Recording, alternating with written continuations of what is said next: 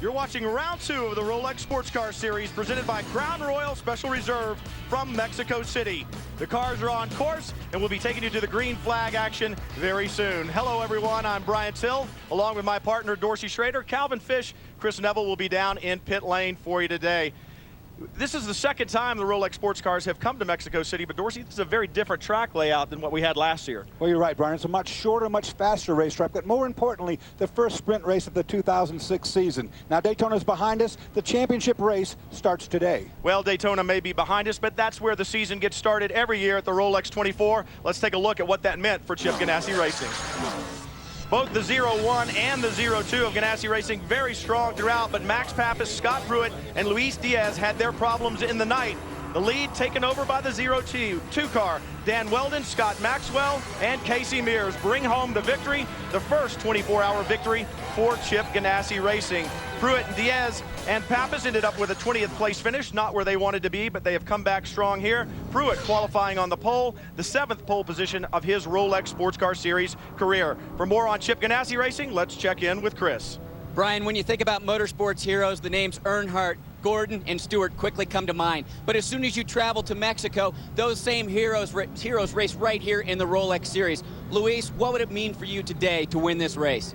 Well, basically it means a lot of hard work, not only mine hard work, it means the hard work of all my sponsors, my family, my team, and I've been waiting for this opportunity so many years, and finally we get to a point that I feel very confident that we have a good car to fight. We know that it's going to be hard at the end. There's so many good drivers here, but it will change my life to have a good finish here and to give all these people that came to see us today a victory. It will mean a lot for me and for them. And Calvin Fish is standing by with another national hero. Well, Chris, whilst half this crowd will certainly be cheering for Luis Diaz, the other half will be cheering for this guy, Adrian Fernandez, certainly a hero down in Mexico as well. Adrian, 24 years since you made your endurance racing debut right here in Mexico City in a Volkswagen Beetle. A lot of successes since that time, but starting 4th here today with Mario Haberfeld, your teammate. Chances of victory, and what would it mean to you to make that happen? It would be unbelievable. 24 years, a long time ago from here, and this is a very special day. It's I don't think we have a car to really win, but we're still learning. But we're going to do the best to give the best result to our Mexican fans. All right, Adrian, good luck today. Adrian's serving double duty here this weekend. He'll run in the Busch race tomorrow, where he also qualified 4th, Brian. Well, that's 2 of the favorites here this weekend. Another one of the favorites would be the number 10 SunTrust team, Max Angelelli and Wayne Taylor. They won their championship here last year, but they have had problems all season long. Problems continue this weekend. Wayne Taylor has a stomach flu. It's questionable how long he can run. Let's take a look back at the Rolex 24. The defending race winners struggling. Contact. Emanuele Collard behind the wheel hits the GT car. You see the emotion on Wayne Taylor's face. The car too badly damaged to continue. They were out. Last year it was all smiles and celebration as the two took home a championship. They have a long way to go to climb their way back up into the championship hunt. That's a good look at Daytona prototypes. Now let's take a look at the GT class with Calvin Fish. On the front row, we have 2 of the main contenders for this championship. On the pole are the defending champions here in Mexico City, the number 64 TRG Pontiac GT-OR. Last year it was Paul Edwards and Jan Magnussen who took the car to victory, but this year Paul has a new teammate in Kelly Collins who put the car on the pole yesterday. Starting alongside is the number 72 NEC Tafel Racing Porsche. Rob Liddell qualified just 1/10 of a second slower than the Collins time and will share the car today with Porsche ace Wolf Hensler. Expect both these cars and Marks to do battle throughout this championship season, Brian. Well, the battle should be great all season long. As you mentioned, Calvin, we'll bring them to you only here on Speed, and we've got some great shots from onboard so you can catch the battles here as well. You see the onboard cameras there. We'll take a look. 05, Matthew Alhadeff and Bill Arberlin in their BMW. 64, Paul Edwards and Kelly Collins in their Pontiac GT-OR. Paul Gentilozzi in the number 50 Daytona prototype. Yes, Paul Gentilozzi of Trans Am Fave. He and Tommy Dreese will make their Rolex Series debut. We'll also have a shot from the number 4 car. Butch Leitzinger and Andy Wallace, as well as the 58 of Darren Law and David Donahue. Daytona prototypes on the front straightaway. looking for the green flag. Fred Snyder waves the green, and we are racing in Mexico City. Watch turn one last year. They came 5 wide as they came into turn one. We'll see how they do this week. 4 different power plants up front. It's the Lexus-powered car of Scott Pruitt right now that leads him down to turn 1. Then Michael McDowell and his number 19 machine powered by the Ford power plant. And then Brian Frizzell in the number 8 Porsche-powered Doran. Cars working their way through the S's. You'll see the separate GT start up in the box in the corner. In Rolex competition, always separate starts. The green flag waves on the GT class, and they will take their battle down to turn 1. Meanwhile, Daytona prototypes continue to fight around this Mexico City course. Prototype guys were clean through one. We'll see if the GT boys are as orderly. Both starts are good starts. Nobody jumped the start, and they look pretty good going into turn 1. You see the battle there. It looked like the Pontiac GTO-R of Kelly Collins shuffled way back. 2 Porsches, 3 Porsches out in front right now. Great jump by the number 72 Porsche.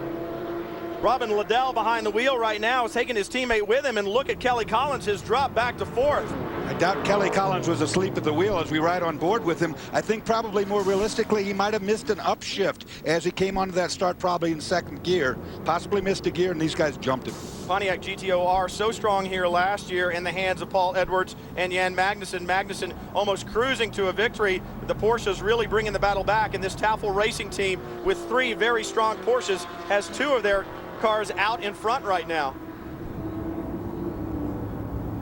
Wow, now here's something that's really amazing. First lap, the 99 has come into the pits. Calvin? Well, we heard before the start that Bob Stallings, just like Wayne Taylor, was not feeling well, so the team decided they needed to get him in early with this shorter lap they're running here in Mexico City. Try and get Gurney behind the wheel without going a lap down. So cars up in the air, they've got to get strapped in with Alex Gurney. He'll be back underway. He's been very fast all weekend long, but he's got a lot of work to do now to catch up with the field.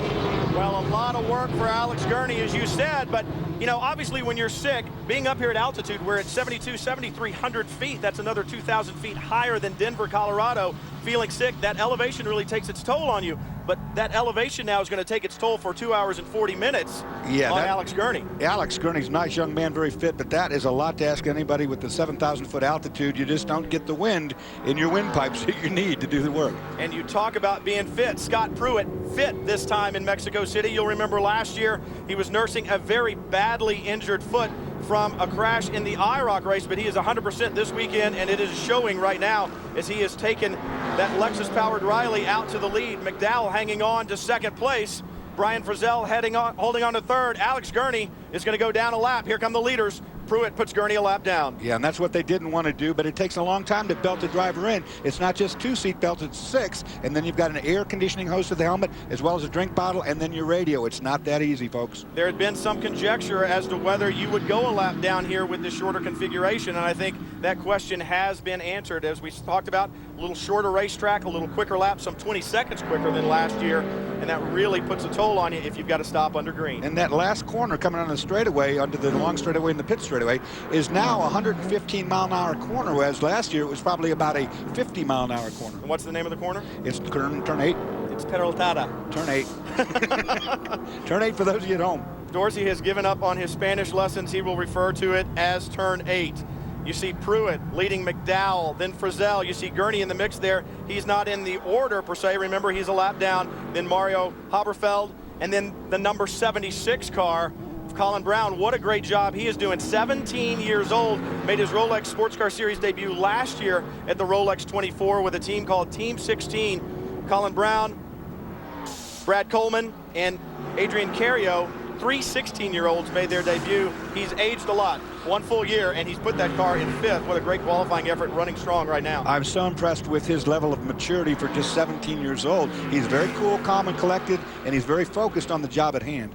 Talk about the job at hand. Mario Haberfeld, he and Adrian Fernandez really think that they have a team that they can win with, and I'm sure that they do, and a lot of professionalism with this program. Remember, this team has run champ cars, they've run IRL, Indy cars, a very professional level team. They've brought that level to the Rolex Sports Car Series, and it shows. I was impressed with how strong they were at the Rolex 24 after having that car for such a short period of time, and they continue to impress here. Well, I feel it's very, very important for Alex Gurney in the red 99 there to really push hard right now. He needs to make that lap back up early in this get-go, because that'll just put him at the tail end of a lead lap. Then if he catches a caution, he's in good shape, but he needs to be aggressive right now. All these other cars are playing it cool because they've got a lot of race in front of him. He needs to move. A little bit of a gap beginning to develop between Colin Brown and Alex Figge in the 89, and then right behind Figge, the number 4 of Butch Leitzinger. You know, these guys struggled at Daytona. As you ride on board with Butch Leitzinger, they struggled at Daytona with electrical gremlins they could never find. They rebuilt the car, had the same gremlins here, rebuilt it again. They felt like they got the electrical problems out, but now they just can't get a handle on the handling of the car. Talk to Max Crawford. Really, it's a power issue with them, and they're really worried as we see the 81 coming in. Spencer Pompelli, that is your winner from the Rolex 24 at Daytona. It was Pompelli and Michael Levitas and his team that won the Rolex 24. Pompelli, Michael Levitas, I should say, decided not to bring his TPC team down to Mexico City, and that was a decision that had been made a long, long time ago. They just said, hey, it's not in the budget right now. We're not going to make that long trip. But after Daytona, when they had the championship lead, Pompelli said, hey, I'm not just going to give up points. I'm going to go down there and collect some. 13 GT cars in the field. He will get at least 13th place points. And they said, I'm going to go out, I'm going to get a green flag lap. I'll park the car. Synergy Racing was nice enough to let me utilize it. If some GT cars drop out early on, I'll go do a few more laps and see if I can improve my overall position. But I am going to try to hold on to this GT lead. And that's a very smart move. When you see championships decided at the last race by 1 point, that could be the difference of being your championship or coming in second place at the end of this year. Order continues to be Pruitt, McDowell, Frizzell, Haberfeld, and Colin Brown. That's your top 5, but nobody really pulling out. They seem to be running in a pretty straight order there. Dorsey, little gaps here and there, but nobody really walking the dog. More on this number 4 Crawford car. I mean, Max Crawford told me the engine is the problem. It's not making the horsepower at the 7,000-foot altitude. Whatever combination his engine builder puts in there, dynoed this engine at regular sea level, and it was very, very powerful engine. It just didn't happen in here. They have continued to struggle, and when we saw that pairing, we thought they would be so strong all season long, but racing is always about some luck as well. We'll be back to Mexico City right after this. You see your leaderboard, you see Darren Law. Stick with us. The Rolex Sports Car Series is powered by Pontiac, designed for action. By Rolex, a crown for every achievement. And by Lexus and their passionate pursuit of perfection. A lot of these competitors in the Rolex Sports Car Series passionate about their pursuit of perfection as well here in Mexico City.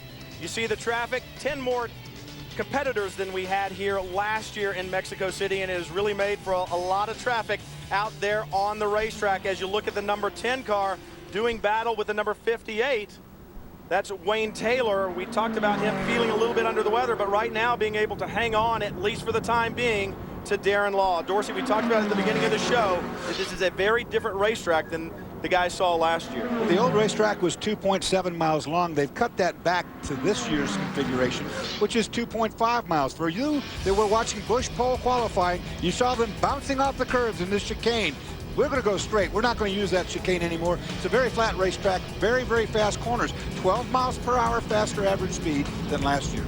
And that turn 7-8 combination, wicked fast. We've seen problems there the other weekend. But we've got problems right now on the number 8 car, I believe, of Brian Frizzell and Bert Frizzell.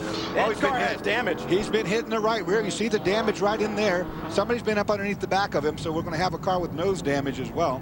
You know, when we were going to break, we saw Alex Gurney in there in the mix trying to get his lap back. Be interesting to see the 99 car to see if it has damage.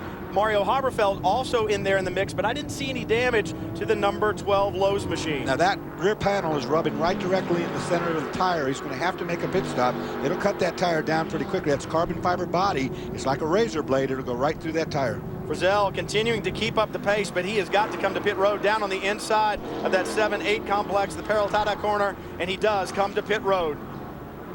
Disappointment for Frizzell. Had done such a great job. The younger brother of Bert, the less experienced driver, and yet he put a drive in at qualifying that was just simply spectacular. He was only 1/1000th of a second off of Pruitt's pole time. Pruitt went back out there, went a tick faster, but what a great job by Frizzell. car onto pit road. They're going to have to effect some repairs, Chris. Brian Frizzell just brought that car into pit lane. You can see some contact damage on this right rear corner.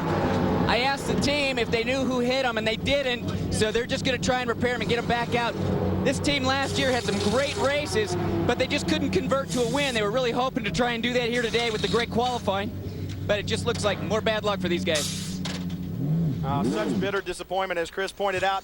He stalls it leaving the pits, gets it fired back up, he's back underway. They led some races, they led Watkins Glen, had an untimely caution, and I think we may have found the perpetrator, Dors. Mario Haberfeld in the number 12 Lowe's, crowd favorite, is definitely the culprit. You see the damage on the left front headlight where he's been underneath and shoveled the car out of the way, so to speak. Now, it'll be interesting to see. Right now, Colin Brown all over the back of Haberfeld. It'll be interesting to see what the officials say. Mark Raffoff the director of competition was very strict on these guys last year about contacts. It'll be interesting to see what he has to say.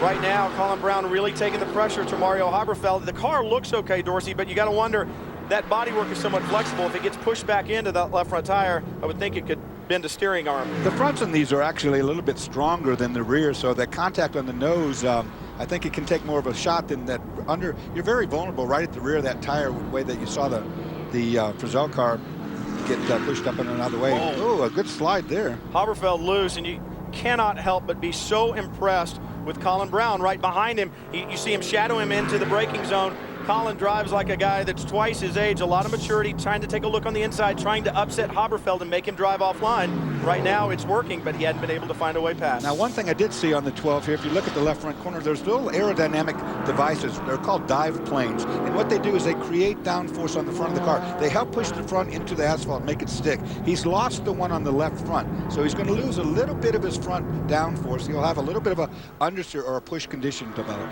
Well, and that's interesting. Always the aerodynamics so important on these cars, but especially here at altitude, because they lose about 20% of their downforce in this thin air. You look at the number 6 car driven by Mike Borkowski, shares that car with Paul Tracy this weekend. Calvin, I think you found an interested driver down there to talk to. That's right, Brian. Champ car star Paul Tracy making his second start in Rolex competition this year. You struggled a little bit this weekend to get the car up to speed with the Graydon Elliott machine. Any progress in the warm-up this morning for the race today, Paul? Yeah, I think we made a lot of progress this morning. The car was a lot quicker. Obviously, the starting position wasn't the best, but Mike has picked off a couple of spots, and he's doing a good job with the Graydon Elliott car, and just try to keep pressing forward. Serving double duty this weekend, running the Busch car for only the second time in your career, but jumping out of that car and qualifying just about an hour ago, what's it going to be like getting into this machine, the adjustment for you? Not a lot of adjustment, really. I mean, it's both cars, I've struggled with both cars with the same kind of handling problems, and that's just too much understeer. So, the braking distances are a little bit different, but for sure the power is a lot bigger in the stock car. You get honking pretty good down the straightaway. All right, Paul, good luck this afternoon and tomorrow. Another driver for Mike Shank Racing is Oswaldo Negri. Oz, you had the big moment in practice yesterday. You recovered well, got in a backup car, and this morning you were 4th fastest, so this car is quick. You're still in with a shout today, I believe. Yeah, in racing sometimes you've got to be lucky, and I was pretty lucky to get out of that crash with just a stiff neck. I'm also very lucky to have Mike Shank Racing a team and the crew guys behind me helping me. I think that was a very, very much avoidable incident. I'm pretty sure the Grand Am's officials, they are going to be looking with more details into the tracks. But we are in the show, and going for whatever we can get. All right, mate, good luck. He's certainly no stranger to this racetrack. Ran many different series over the years. Had a lot of success here, Brian.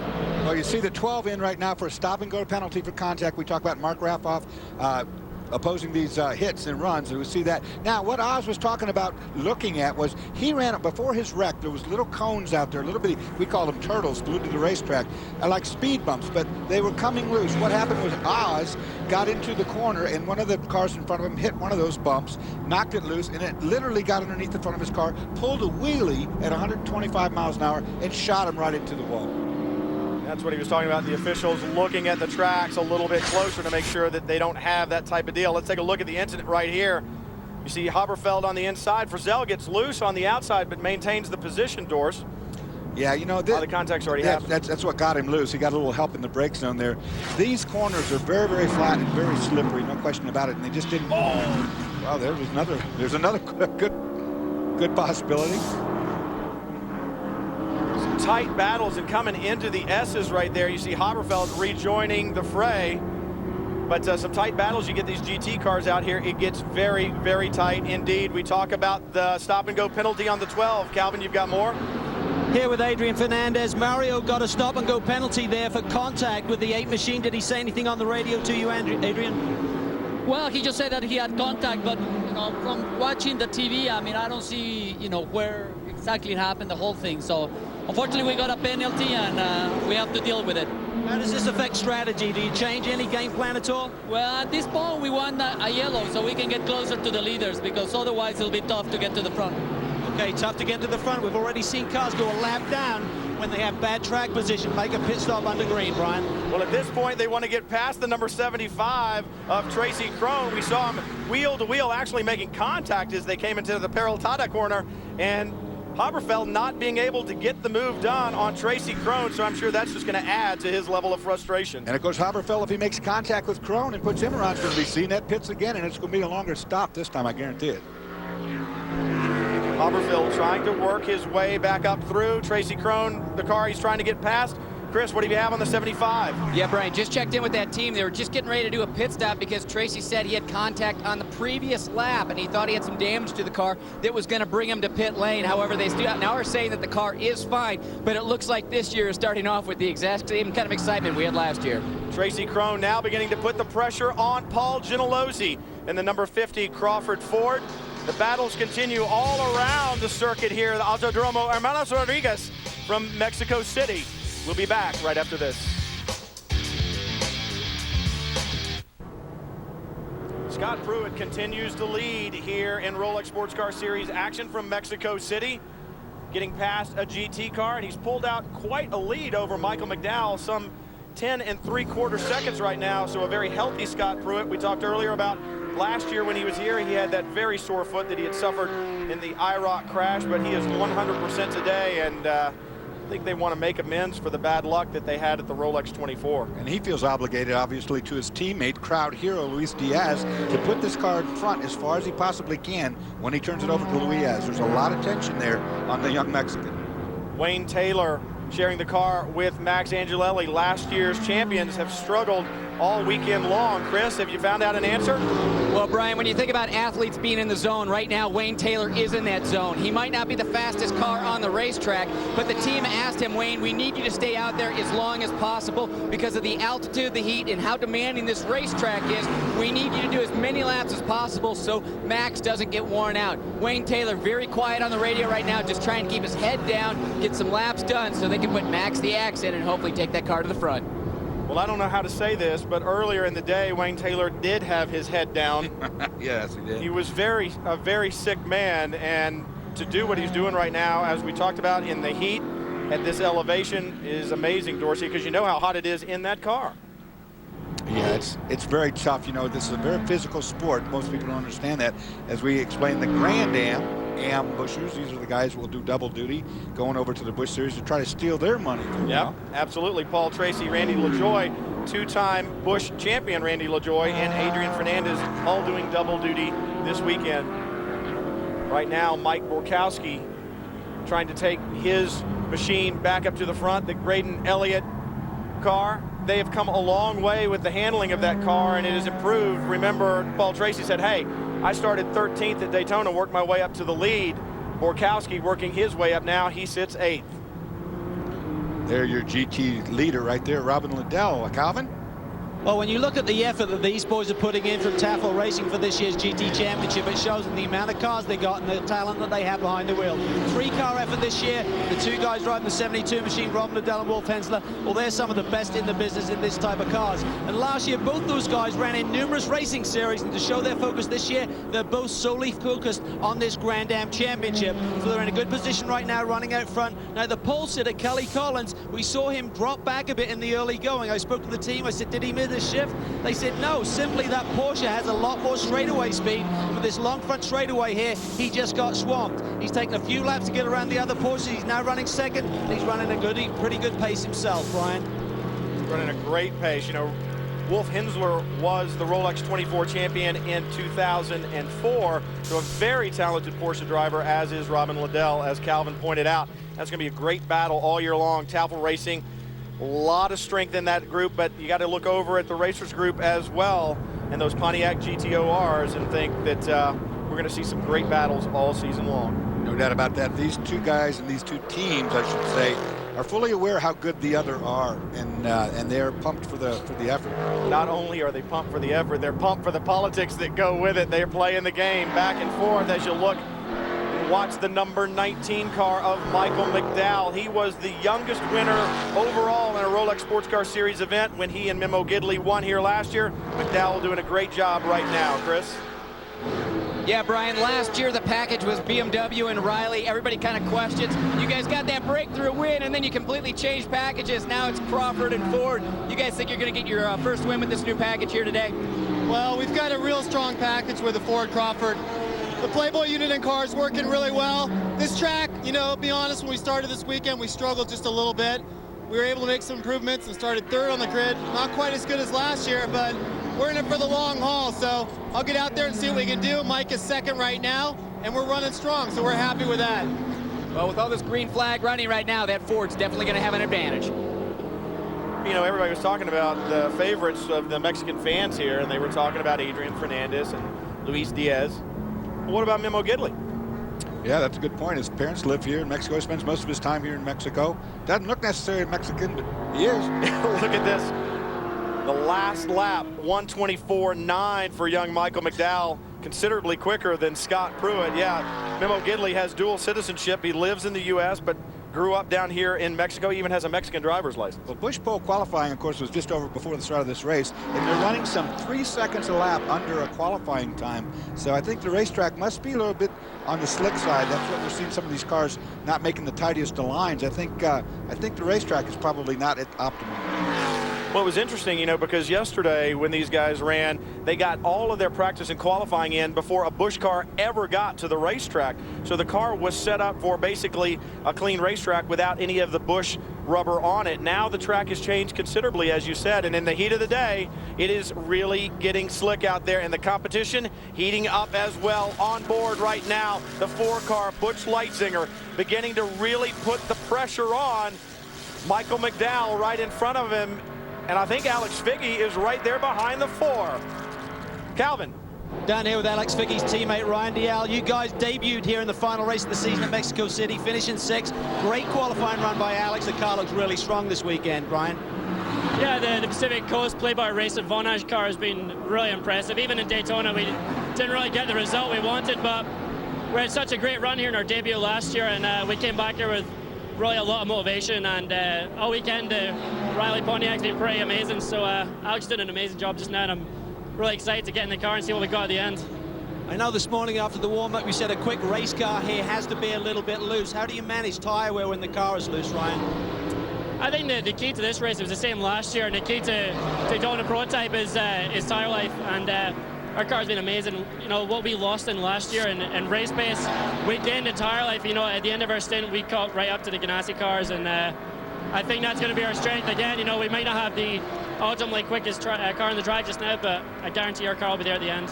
Mate, good luck. Thanks. I have to apologize, I misspoke. I said Leitzinger putting the pressure on McDowell, but McDowell has pulled out a considerable lead. The car is painted similar to that of Alex Figge and Ryan Diaz, or Figge, I should say, has gotten past Leitzinger. Now Leitzinger is the meat in the sandwich. Colin Brown right behind him. Alex Figge right in front of him.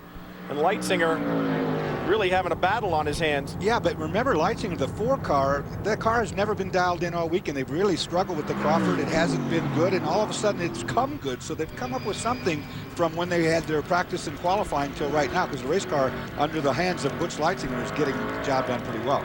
On board Leitzinger, you see the car of Alex Figge right in front of me. You see the car twitching. It has really looked like it's gotten slick out there, Dorsey. The guys, you know, we were talking earlier about the different types of rubber out there, and the car is really sliding around right now. Chris, you got more? Yeah, Brian, when we're talking to a lot of these teams, everybody was anticipating this to be pretty much be a one-stop race. But as everybody's sliding around and talking about, hey, you got to take it easy on the tires, I don't think everybody anticipated that they were going to be beating up the tires so much. So this might be a one-stop race for fuel, but really when it comes down to tires, they might have to come in twice. It's a very hot day here in Mexico with the absence of air. You know, at 7,000 feet, there is no downforce that you make, not the normal amount of downforce, making it even slipperier yet. Well, you saw the cars coming onto the front straightaway. Scott Pruitt continues to lead, a handy one at that, almost 12 seconds over the competition. But this race, far from over in Mexico City. Come back and join us. Great battles all around the racetrack here in Mexico City. Right now, Harrison Bricks doing battle, but he just is trying to fight his way back up from a little faux pas a few minutes ago, Dorsey. Yep, Harrison had, as we call it, a moment. We'll take a look at that as he is, Kodak car gets up into the corner here and just loses under braking. Lucky not to get in. Look at the good job by the 3 avoidance there. Really nice job of reading that wreck coming. Yeah, Shane Lewis saw that and did a good job of not getting involved with it. Harrison Bricks back underway. Had done a great job in qualifying. Had qualified that car 7th. He and Terry Borcheller, a new pairing this year, and they say they're getting along great, and that really the chemistry is very, very good. Expect good things from them. This is the battle that we were watching when we went to break. It's still heated up, and I'm sure Butch Leitzinger is beginning to feel the pressure, Chris. Brian here with Andy Wallace. Andy, I know Daytona was incredibly tough on you guys. The first 2 days down here didn't look like they were much easier. What did you guys find with the car? Because right now the Ford's looking strong. Well, we had a lot of electrical problems on the first day. We basically lost the whole time. But if you look on the track now, Butch has got that Pontiac Crawford right where it needs to be. You know, he's in third or fourth place. He doesn't seem to be having any problems with keeping with those cars. The leader's getting away, yes, but it looks like it's really good. We did a couple of changes to the setup just before the race. Looks like it's done a good job. We're seeing a lot of cars slipping or sliding around there right now. Some people were thinking this is going to be a one-stop race. Do you think because of the heat of the track, that's going to change this whole strategy? Well, it may well do, and our car actually is very kind to its tyres. It always has been, so that might play into our hands. We really hope so.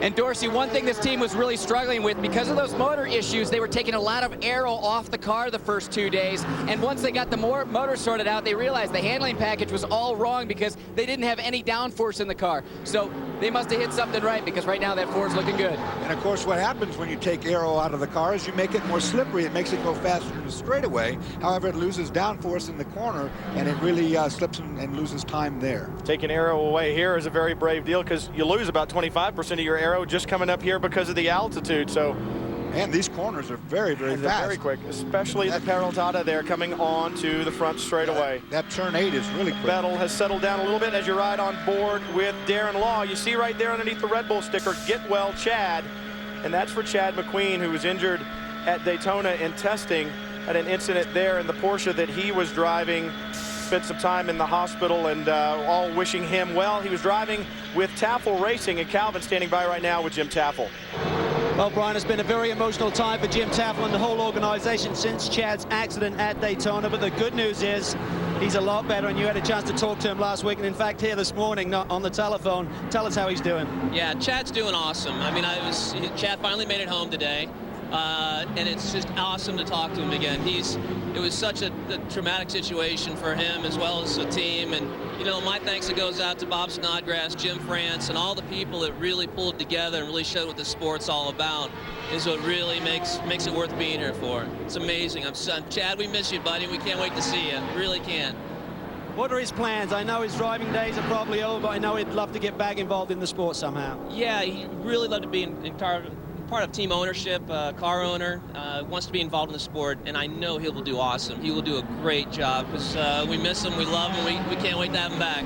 Well, that's great news that he's on the road to recovery, boys. Yeah, I think the sport's a better place with Chad McQueen in it. He is a great guy, and we send our best wishes out to him. And you talked about Bob Snodgrass, and you saw the sticker in that Brumos machine. Snodgrass, a part of making sure Chad's family was able to get down, had a place to stay and visit with him and stay with him while he was there in the hospital in Daytona. So just a big family here with the Grand American Road Racing Association. It's great to see. And of course, Bob Snodgrass, the owner of Brumos Porsche, one of the longest racing companies, I should say, that road racing has ever had. You're right on board right now with Kelly Collins in the Pontiac GTOR. Scott Pruitt continues to lead overall. We'll be back to Mexico City.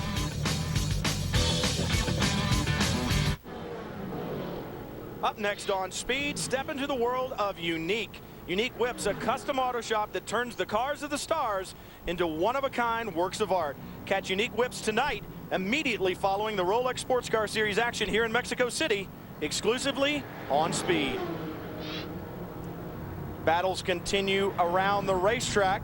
Scott Pruitt beginning to work through traffic here, beginning to lap cars in the Daytona prototype class, as well as having to work around the GT traffic. You talk about a car that is hooked up. We haven't seen Scott much because he's lapping everybody. I mean, he's taking a whole lap around here, 2.5 miles. At a 12-second lead when we went to break. We are back. It is now 16.5 seconds. So Pruitt definitely on the march here. If that 0-1 car can stay up front, Luis Diaz takes over and gets to the checkered flag. There will be a party in Mexico City tonight. It will be mayhem, and we will not be getting out of here very soon. And good luck to any of our pit reporters who have to interview him afterwards, trying to fight through the crowd that will gather around that car. See, Pruitt has gone past Rob Finley there in the blue car right behind him. Finley and Michael Valiente in that machine. But he is just putting on a clinic here today. Very healthy Scott Pruitt. Like we said, look at the battles down the front straightaway here. 2 Daytona prototypes as well as a GT car. And you may wonder why the car is not running all the way to the left there when they come out of the Peraltada corner. There's a white line that they are not allowed to cross. We'll get to that in just a minute. But you look at the battle here. The number 8 car, Brian Frizzell, back on track. It seems to be running well as he goes past Milcaduno in the number 11 Citgo. I don't think he damaged that car short of having to make that darn pit stop. You know exactly. Running 18th right now, Frizzell is working his way back up, but some 52 seconds out of the lead. So he's got a long way to go, but full course yellows, pit stops, fuel strategies, that all is going to play into it. This race is far from over. You know these guys are not going to give up. Remember last year's race, we saw total green, not one yellow throughout the entire event. I think that is attributable to this racetrack. It's got plenty of runoff room, a very flowing racetrack, a very safe racetrack as far as that goes. I know this last section of corners is very quick, but so far this weekend, knock on wood, it's been relatively clean. We've seen a couple of instances down there. Obviously, Negre had a big one, but by and large, it's been a very clean weekend here as you see Pruitt going past Milcaduno, currently in 19th. She and Marino Franchitti sharing that car for the rest of the year. Franchitti couldn't be happier. He says, you know, she's actually very good. Her feedback is good. You see the white line there at the exit of the corner. Those cars, we're talking about it, they cannot run over that white line. They get 2 wheels over it, they're going to get a warning. They get 2 warnings, right? Then they have to come to pit lane. If your left side tires go across that white line, they will warn you once. Actually, they'll warn you twice since there's 2 drivers, but one driver could get both warnings. The next time you do it, you're going to be brought into a stop-and-go penalty. We hear that the number 11 car has already had all of its warnings. Both warnings have been issued, and the crowd favorite is not in the car yet. You see the 19 car just going past. You saw the 0-1 earlier. That's how far Michael McDowell has let Scott Pruitt slip away. Let me tell you one thing about Scott Pruitt. If he ended his career right now today, he could only be labeled one thing, a master. There's never been anybody with a career like he has in road racing. He has done it all and won it all. I was going to say, he can drive and win in just about anything. And you can see one of the reasons that Pruitt has been able to get that lead a little bit. McDowell having to work through that GT traffic. Remember last year, there were 10 fewer cars, so you add 10 more cars out here in these high-speed S's where it's hard to get by anybody. You get caught in traffic in there, and you're going to lose considerable time. And that's where a discipline of a veteran driver comes in when you get to keep the frustration down. A guy like Scott Pruitt will look at that situation, read it, he'll keep his blood pressure down, he'll weave his little car through there as nice as can be. 2 veteran drivers right here on board the 58 of Darren Law trying to take the battle to Haberfeld as they head in to the S's. This is the slow loop that brings you into the S's, and then a very tricky part. You're accelerating, getting faster all the way through here, and Darren Law had a moment here this morning. And we were riding on board with Darren this morning. He's in 4th gear and had what we call a tank slapper, where the car gets out from under you about 6 times. And he had quick hands and saved Bob Snodgrass a lot of money. Oh, he definitely saved Bob Snodgrass a lot of money. The car getting loose there, and You know, we thought he had it, and then we thought he didn't have it, and lo and behold, in the end, he did. And you talk about the thin air up here being hard to breathe anyway. I'm sure that took his breath away. Looks like Haberfeld being able to pull out a little bit on Law as they came through those S's, and you got to wonder if that aerodynamic package on the Riley isn't just a little bit better than the Fab car right now. Maybe Darren Law not running quite as much aero, because in the high-speed section of the racetrack, he seemed to drop back. Now, Haberfeld, you must understand, has already gotten one penalty, and he's already used up his 2 times going across the white line, which means that, you know, when Fernandez gets in here, he's got to run clean completely. And Marino Franchitti as well, because Milcaduno has been warned already for her 2 times. So as the driver that's sitting there in the pits, you're going, you know, you're not helping me out. You're not giving me a break. I go out there and have a little slide coming off that last corner and drop the wheels over. It's me that's got to serve the penalty. So can't be too happy with your teammate when they use up your 2 warnings. Leaves you with no fun to have. Haberfeld continues to run. He has moved up to 9th. Darren Law dropping back just a little bit. Things settling down as you ride on board with the Trans Am master, Paul Gentilozzi, coming to grips with Rolex sports cars. Hey, you want to know where the NASCAR Hall of Fame will end up? Well, we're prepared to tell you. In the event of a Monday press conference, Speed will break into our normal programming at 4 p.m. Eastern Time, followed by a half-hour recap at 7. Keep it tuned to Speed for the latest information on the NASCAR Hall of Fame. Scott Pruitt having a flawless race so far. He's on lap 33. Got 67 more to go, so we're a long way away from the checkers, but so far, smooth sailing for the guys over at Chip Ganassi Racing. But I saw a car off there, a GT car, and it only takes one incident like that. It's the number 74 Porsche that had run off track right there. Eric Lux behind the wheel, another one of those very talented youngsters in the series. Lux putting a wheel off there, but it only takes one incident like that. That's what took the 10 car out of the Rolex 24. We'll take a look at what happened in this incident. And you see it's very slippery on this infield. It's like gets in there way too much speed, just doesn't slow the car down enough, locks up the tires, goes across that very tall curbing, probably has flat spotted the front tires and will more than likely have to pit for that reason alone. But he did a pretty good job, Dorsey. I mean, if he had tried to turn the car and hit that curbing sideways, it would have really done some damage. You have to also wonder now, has he got grass all through the radiator, because it's pretty grassy area he just ran through out there. Lux doing a great job. He won the Grand Am Cup race at Daytona to start the season this year. So a very talented line as you see him come onto the front straightaway. And there's that line we're talking about. We're talking about this line, folks, right here that runs right along the side. Now, you can't put 2 wheels over that, because if you do, obviously there's no safety barrier over here, but look at the height of the grandstand.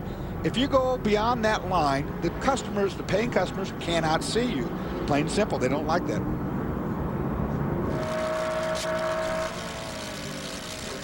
Back on board with Butch Leitzinger, trying to chase down Michael McDowell. He has worked his way up to 3rd. He got past Alex Figge. Now he's closing in on McDowell. I said earlier, no, dropping wheels there. And that brings that grass and that little silty sand on the racetrack, does not make it any better for everybody behind you. McDowell has his own battle going on, trying to get back some cars as they get into the S's. And remember, this is where we were talking about, you get held up here, you can lose a ton of time. Leitzinger now all over the back of McDowell. And that was heads up by the BMW GT driver who moved off the line. He didn't do that, you know, like he was out of control. He moved to get out of these guys' way. He doesn't want any part of this race. On board with Leitzinger, working hard through there. Which gets to the inside. Made a real desperate move there. Got close to the contact. See if he makes the pass. It was Larry Oberto in the 09. He was trying to get around McDowell. Got some breathing room now. That 19 of McDowell and Gidley looks so much like the 89 of Figge and Diaz, both of them orange and have the Playboy sponsorship on the front of it. So, of course, here is that white line. Oh, no, they're off. Both those cars over the white line will probably get penalties. Now, if you're keeping count at home, the 2 cars already got 1 penalty. It might get another one. And the 11 car had 2 warnings, and Milcaduno well over the line right there. Now listen to this, the 2, the 09, the 4, the 65, the 39, and the 11 already been warned, the 11 twice. See the cars back onto the front straightaway, the battle here, and now we've got a car off. The 28 car has a problem, bounces back onto the surface, almost makes contact with a GT car. It looks like, Dorsey, it is really getting slick out there as the temperature begins to get warmer, as that track temperature comes up, and now look at this. And as those guys keep running off the racetrack, it makes it worse for everybody too. And now we're 3 wide, 4 wide, getting pretty crazy out here. Butch Leitzinger gets past Milka Duno, but look at the traffic jam behind her. You got to believe that Milka Duno will have to come to pit lane. Yet we're understanding she will get a drive-through penalty 3 times across the line. You're coming to pit road. That was her 3rd time, and that was 4 wheels over. She was all the way out of the edge of the racetrack. That was 4 wheels over, and quite honestly, if you go 4 wheels over and make a pass or something like that, you won't get those 2 gratuitous warnings. You'll get to stop and go right on top of it. She's already done 3, so she's coming in. Well, and you know, you got to give it to her a little bit. She was tucked up right underneath the back of another car as she came through there, so kind of hard to see that white line, but still, your responsibility to drive on the racing line where you need to be. You make the mistake, you pay the price. She's paying the price right now. She's going to come to pit road, and when she comes to pit road for this drive-through, she cannot stop and do a driver change. Boy, and it's 125 mile per hour for that corner. She's probably doing 40. This is costly. She's going to have to roll through. She cannot stop and do a driver change or a pit stop while serving a penalty. So that's really going to cost them right here. You might think, oh, well, now would be the perfect time to do it. But you can't. If you're serving a penalty, you got to serve the penalty, go back on the racetrack, and then come around if you wanted to do a stop. Of course, this kills Marino Franchitti, who hasn't even got in yet. He's going to end up over a lap down, obviously. Yeah, this is going to set Milka well back in the pack. And meanwhile, look at this battle right now. Wayne Taylor still holding on to that number 10 car, the 39 of Eddie Cheever right behind him, putting the pressure on. Calvin? Well, his teammate Christian Fittipaldi has the helmet on. Christian, I know a couple of laps ago, Eddie had some kind of problem. You got ready. What was it? He thinks that maybe he has a puncture, but we're trying to stretch this stint as much as we can, because if we make another, I think, a couple of laps, 4 or 5 laps, we only have to do 1 stop until the end of the race. So if he can continue running like this, I think it's going to be okay. If not, we'll have to stop early. Early days with the Porsche power plant. What is the initial feel for you? Oh, initial feel is really good. We're very happy, and we're definitely going to be a lot stronger in the next race. We had very little time to test. Actually, no testing time. We came straight to this race, but the car is running a lot better than what it ran in the first race. All right, Christian, good luck today.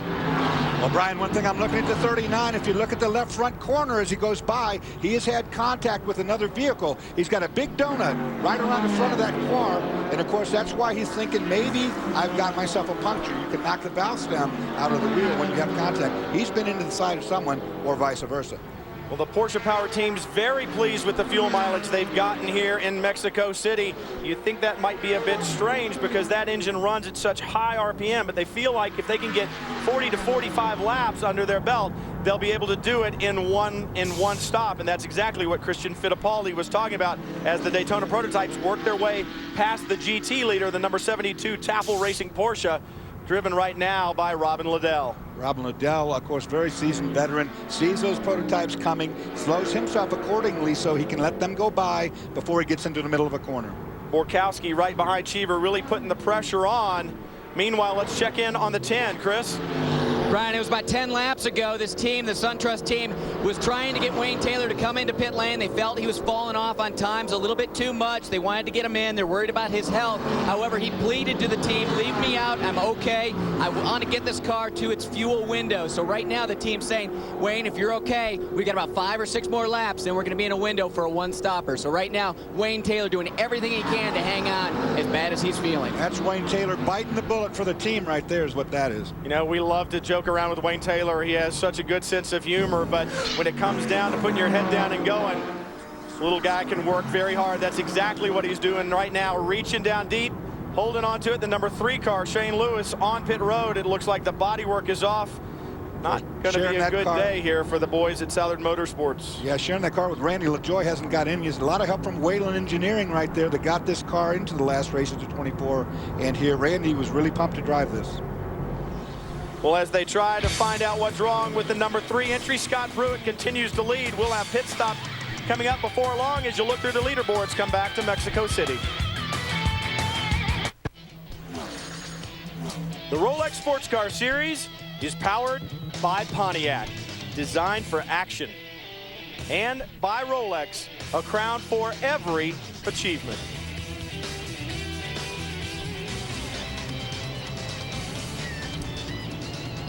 As you look at Scott Pruitt continuing to lead here in Mexico City, Dorsey, when you have a race that's going this way, Does it just seem like you can do no wrong, or is he already starting to hear noises? Well, no, you know what? It's really hard, Brian. He's really got to keep his concentration because he's got no one to race against. Essentially, he's on his own, and it's really hard. You got to keep your mind thinking about the job you're doing. You know, just keep the car going around at the pace he's got it going. It's harder to do that sometimes than to race head-to-head with someone. You know that all too well. I spun out of the lead of a Toyota Atlantic race at Lime Rock in 1990 because I lost my concentration.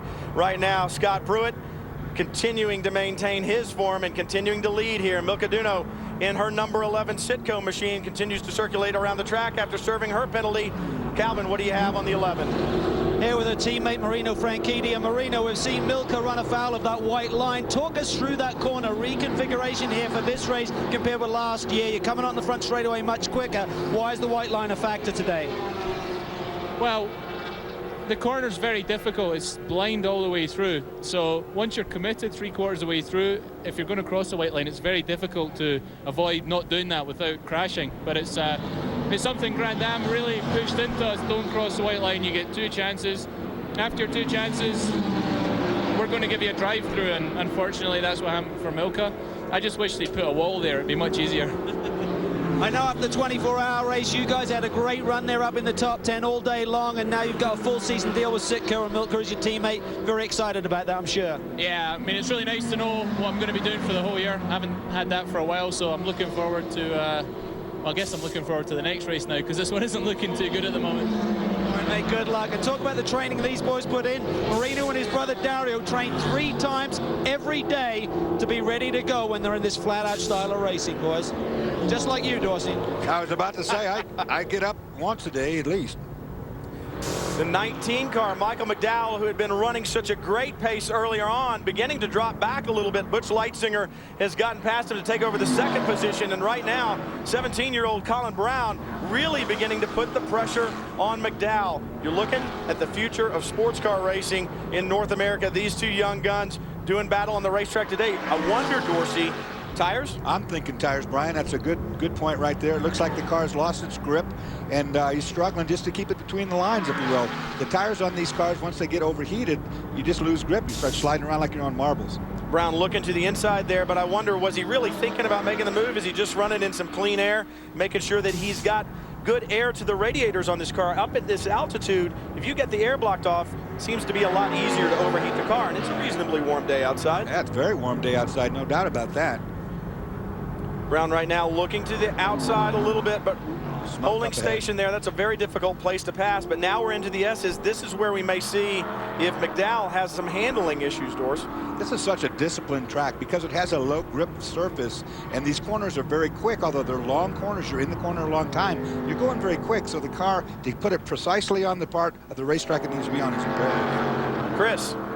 Well, guys, about 10 laps ago, the 75 car was in pit lane, so that's Nick Janssen behind the wheel, and he's got fresh tires, so that's one of the advantages he has right now over Michael McDowell. Ah, now that's a whole different story. Horse of a different color. Thanks, Chris. New tires and a new fresh driver will make a different outside pass. Big difference, like I said. And I think that car's going to the pits. 19's coming in, boys. 19 on pit road. Both of those cars were Ford powered, so you saw them very equal down the straightaway. McDowell brings his number 19 Ford Crawford onto pit row. Memo Gidley will be taking over for him, I'm sure. Car does not have a mark on it. Remember, Gidley and McDowell won this race last year from the pole. Chris? Well, guys, Michael McDowell bringing this Playboy machine to pit lane and going to be handing it over to Memo Gidley.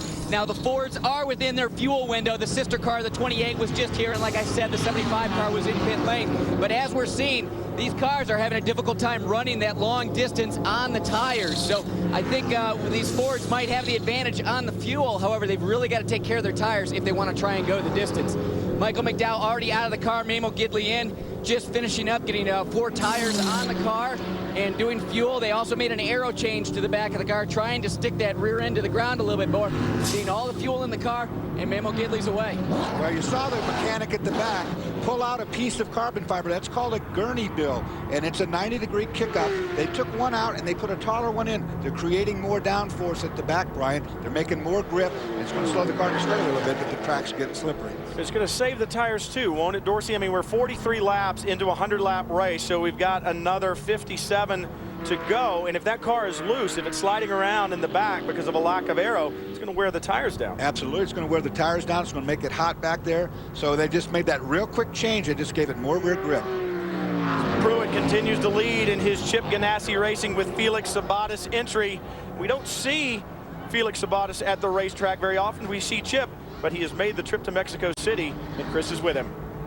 Felix, you've been pretty instrumental in bringing NASCAR to Mexico City. What does it mean to this community to have races like this here? Well, you know, the Mexican community is so big in the United States that having an association between Mexico and the United States for NASCAR is a great deal. I was after NASCAR for years, and I wore them out. And finally, the 469th time, they said, okay, we're going to go to Mexico. We came here, and the first day we got to this racetrack, they said, we want to be here. So this was great. Back in '89, Kyle Petty was driving for your Winston Cup team. You told him if he won a race in the first 4 races of the year, you would buy him a Rolls Royce. He won the second race. You bought him that Rolls. You gonna be buying Luis Diaz anything today if he wins this race? Well, I think tell him if we'll be buying him a lot of things we win today here. This doesn't pay as much as NASCAR pays, so I can't buy him a Rolls Royce. Well, this team's so strong right now. Scott Pruitt very quiet on the radio. Problems for the number 7 Tuttle Racing entry right now. Big trouble. Brian, look at that. He's scooping up all this dirt. Brian Tuttle behind the wheel. You see how the front air dam just shovels things up. This is his radiator, guys, at home. That's going to overheat, but he's got bigger problems than that. He can't see anything. There goes the nose. It's about to slide off the roof. Yeah, and once this might bring out a full course caution if that falls out there in the middle of the racetrack. Oh, and right in front of Scott Pruitt, I was going to say, if he keeps going too fast, it's only being held on by that wire that controls the headlights right now. That nose comes off in the middle of the racetrack. We're going to get our full course caution. And it's going. Look at the debris. I was about to say, we're going to get debris all over this racetrack no matter what happens. We'll take a look. Locks up the brakes, way too much speed, and look, the shovel effect of the nose goes through this gravel trap with enough speed to keep going. But was that the right idea? Maybe not. That's going to bring a lot of debris on the racetrack. Calvin. Well, the 89 car is in the Pacific Coast Motorsports entry. Vicky has jumped out, DL behind the wheel. Now these guys are really going to have to get extraordinary mileage out of this Pontiac car to get it to do 55 laps and see the checkered flag today without another stop. Here why the championship winner last year is in. Chris?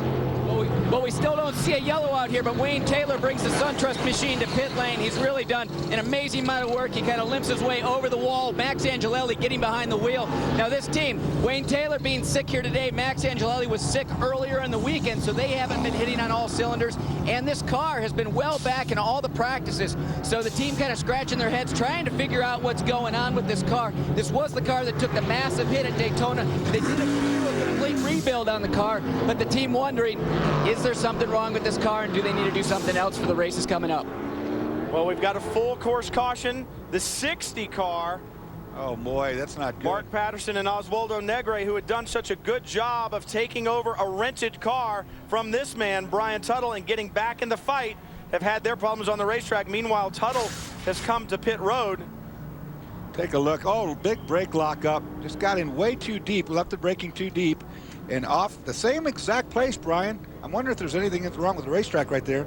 Same place Tuttle was off just a lap ago. Same kind of result, too. Tuttle was able to get straight through. Obviously, Patterson was not. Calvin. Well, the car is in. Look at the mechanics going to work. This is a Brian Till golf divot right there in the front end. Massive damage to the front end. John Bright and his team are going to have to go to work here. This team ran both cars on the day one, trying to figure out which of the different power plants they like.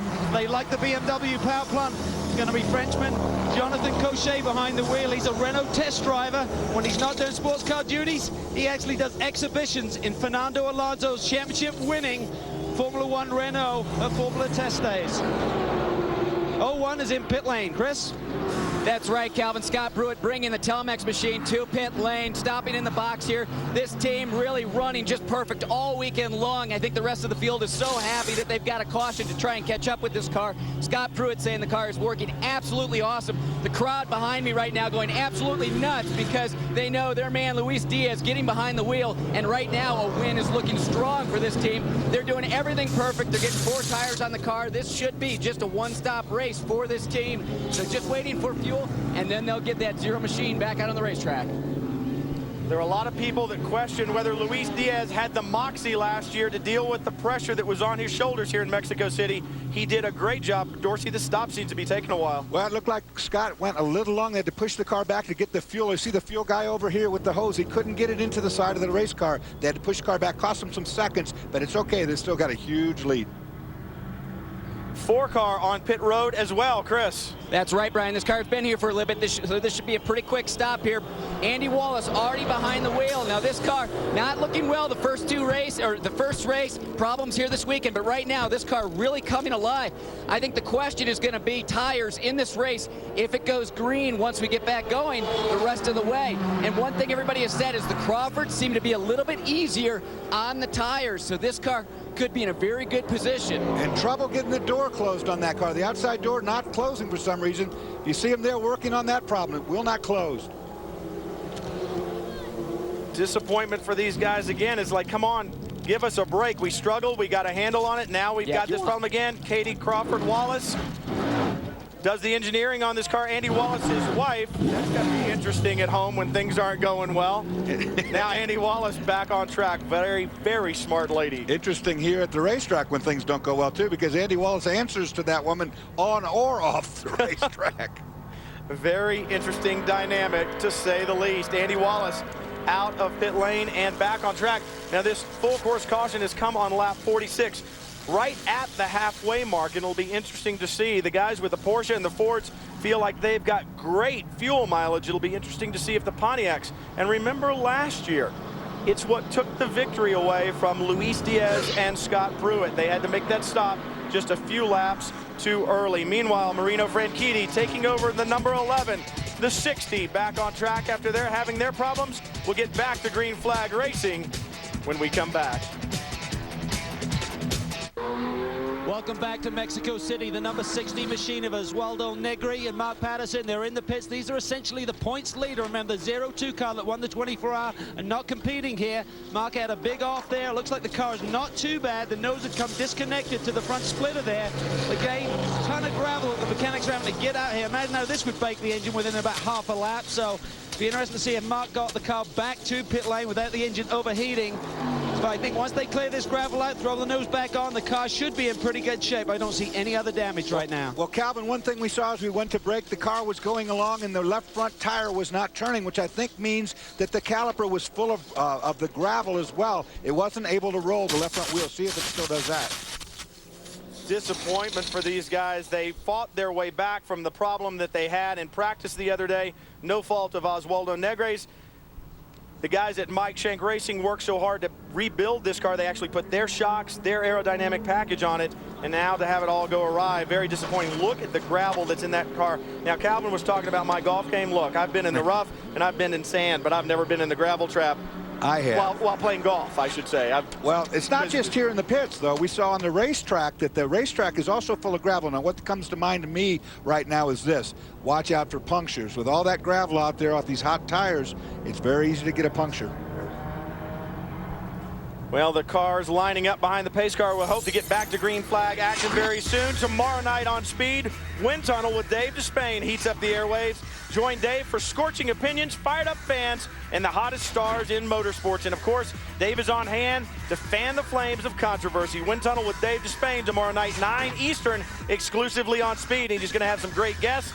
Kurt Busch, 2004 NASCAR Nextel Cup champion, and Scott Speed, a special guest, Formula One Series rookie from right here in the United States. I should say right here, we're in Mexico. Come back and join us. Welcome back to Mexico City, and the defending champions in the GT class, the number 64 machine, are making their pit stop. Now, they didn't pit along with the Porsches. They waited. And I don't know whether it was luck or strategy, but this team just got waved by. They got waved by the overall leader, the 01 car, and on their way to catching up the pack, they're making their pit stops now. So this should give them a huge advantage when we go back to green. Right behind us going to be Andy Lally taking over from Mark Bunting in the 65 car. Remember, those guys so narrowly missed out on the championship by a single point to Craig Stanton last year. Good pit stop for the 64 car. Calvin, another team that played it very smart on that last caution, the 77 Easy Share Kodak machine. Harrison Brick stayed out on the racetrack. He was going down a lap, so he stayed out. They waited till everybody else came in. So now he got the wave by. He's back on the lead lap. Terry Borcheller behind the wheel in that machine. Terry and Harrison really getting along this year, saying that they like working together. Terry's very impressed with what Harrison has been doing in that car. These guys looking for great things this year. Dorsey, explain this wave by a little bit for the folks at home. Well, the lead car overall, that is, of course, is a Daytona prototype. It's on the racetrack, and all these GT cars are somewhere either being lapped or not being lapped. Now, in the case of that particular situation, the car was in front, or it was behind the pace car, or behind the lead car overall. It gets waved by. What happens is it goes around the pace car, makes up essentially 9/10 of a lap, which brings it back to the tail end of the lead lap, but then they did their pit stop. They almost got a free lap there, is what it's pretty much almost a free lap. That's spectacular. Now the 65 stopped on the end of pit road, Calvin.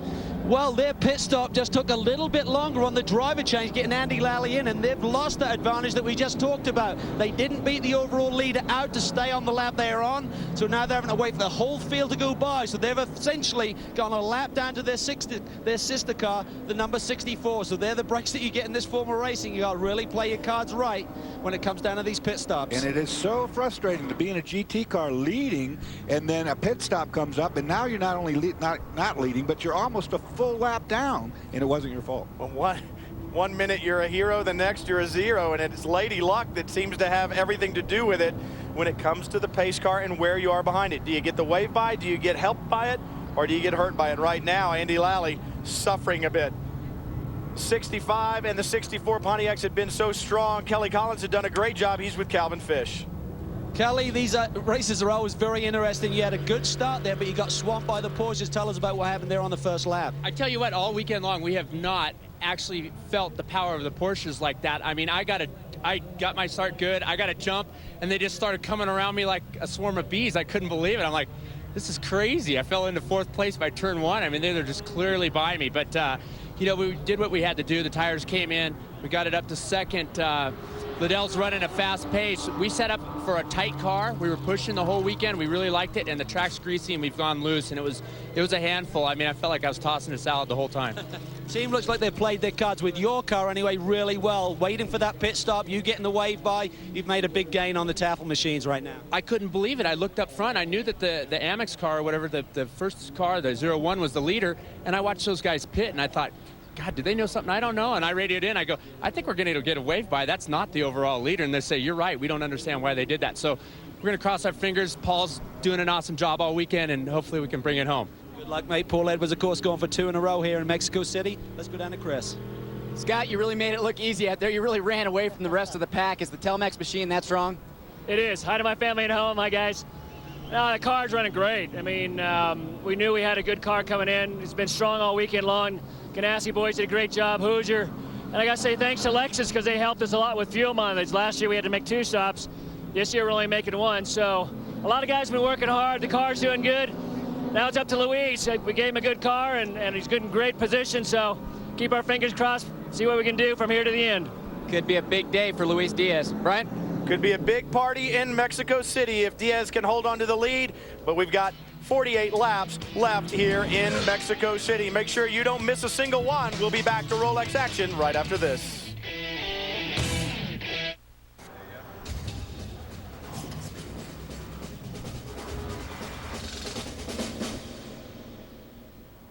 The Rolex Sports Car Series presented by Crown Royal Special Reserve, running here in Mexico City. Big crowd cheering their favorites on, and I'm sure one of those favorites right there in the 01 on the restart, Luis Diaz.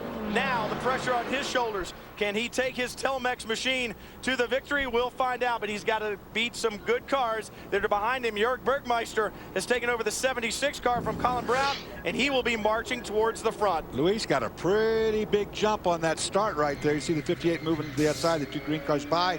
They wouldn't dare give that car a penalty for jumping the start. No, they would not. You see the 2 green and blue cars of Krone Racing right in front of David Donahue. Nick Janssen a lap down, and he said on the radio, team orders, make sure that Bergmeister goes on the outside. I'm going to stay to the inside, give him the clean shot into 1. Tell him to go get Luis Diaz. Boy, for Luis Diaz, not only the pressure of a home win here and all of his sponsors, but now you got Jörg Bergmeister with the death threat behind you. Let's go get him. So, boy, his pressure's on. And Bergmeister just fantastic on the brakes in these cars. Had some great showings last year. Won a race with Christian Fittipaldi, and I'm sure he has the bit in his teeth. But Luis, he's got the pressure on him. He's got the pressure of the hometown fans, and he would not, if you had to choose a race to win, he'd throw them all away to win here in Mexico City. And Pruitt talking about how good that Telmex machine is. Ryan, I don't think there's a car here that can touch that car. Not if it's running the same way it was when Pruitt got out of it. I mean, it's just, you see right now, on a rail. Notice Diaz onto the front straightaway. Bang it up. Look at that, 4 wheels over. That car is going to be coming to pit road. That's coming in. Who is that? Is that the Gainsco car? That's the Gainsco car. Alex Gurney behind the wheel. Alex, just be prepared to come to pit road. He's not going to be happy about that, of course, racing for position, but he was clearly 4 over, making a pass. You know, I wonder, though, Dorsey, when you come out of that corner and you are behind a car like that, do you lose a bit of the front end? Do you lose your vision? As you ride on board now, Andy Wallace running third. That's such a tough corner back there. I was talking to David Murray, and you're down in the race car. You can't see through it. It's a 180-degree corner, but it actually is not a constant radius. It gets tighter at the end, and that's where the trouble is. Traffic jams all over the racetrack. This is for 7th, 8th, 9th, and 10th. On these restarts, all these cars together, and not only are they fighting positions, but they got to work the GT cars, and they've got to work the Daytona prototypes. They're a lap down as well. And that's why I say yellow flags breed yellow flags, because you got this traffic jam to deal with that you didn't have to before. Alex Gurney coming to pit road to serve his penalty. Meanwhile, as the battles continue on the racetrack, Max Angelelli behind the wheel of the 10 car, running 7th right now. Look at him going around the outside of the number 66 GT car there in the S's. Tough place to get that done. And look at this, Dors. You watch these cars bobbing around. It's not a smooth racetrack, this Mexico City racetrack. It's got a lot of bumps, and that's not going to help the traction for anybody behind him. Caught the GT car at just the wrong place at the exit of the high-speed S's there and had to go around him. Everybody makes it through cleanly, but not without a little bit of drama. And now Robert Nern in that 66 Porsche trying to stay out of the way of the Daytona prototypes, but he's on a fine edge through that last corner as well. And again, 180 degrees a corner that you cannot see all the way around, so it gets tighter at the very end, and that's where that white line gets you in trouble on the exit. That full course caution nice to the Frizzell brothers as well. They have worked their way back up to 12th position after having to make that early pit stop for the damage that was incurred when they had the contact with Mario Haberfeld. All these guys nose to tail. It'll be interesting now to see who has the strongest car. Strongest car all day had been the 01, but right now Memo Gidley in the number 19 trying to hunt down the number 59. Brumos on board the 50 right now with Tommy Dreese. Dreese and Paul Gentilozzi coming over from the Trans Am Series, both of them brand new to Rolex Series Daytona prototype racing. They just got this car last week. Yeah, and of course you couldn't expect them, nor are they anywhere near on the pace of the lead cars. They're just, learning about their new situation. Going to try to do as many races as they can. Look at the bumps through. That's what I was talking about. I mean, it's very, very rough over there. It's a fast corner. It's a high-speed corner, and the car's jumping off the racetrack, losing grip. So it's not easy. Dreese has his hands full. Scott Maxwell in the number 5 goes by, as does Max Angelelli. And everybody else, because he's out to the outside. No one's going to let him in. You see right there. Paul Tracy comes through as well. Boy, there's one more, I think. Welcome to the Rolex Series. Yeah, get out of my way. Angelelli and Paul Tracy just go by in the middle of the fastest corner on the racetrack.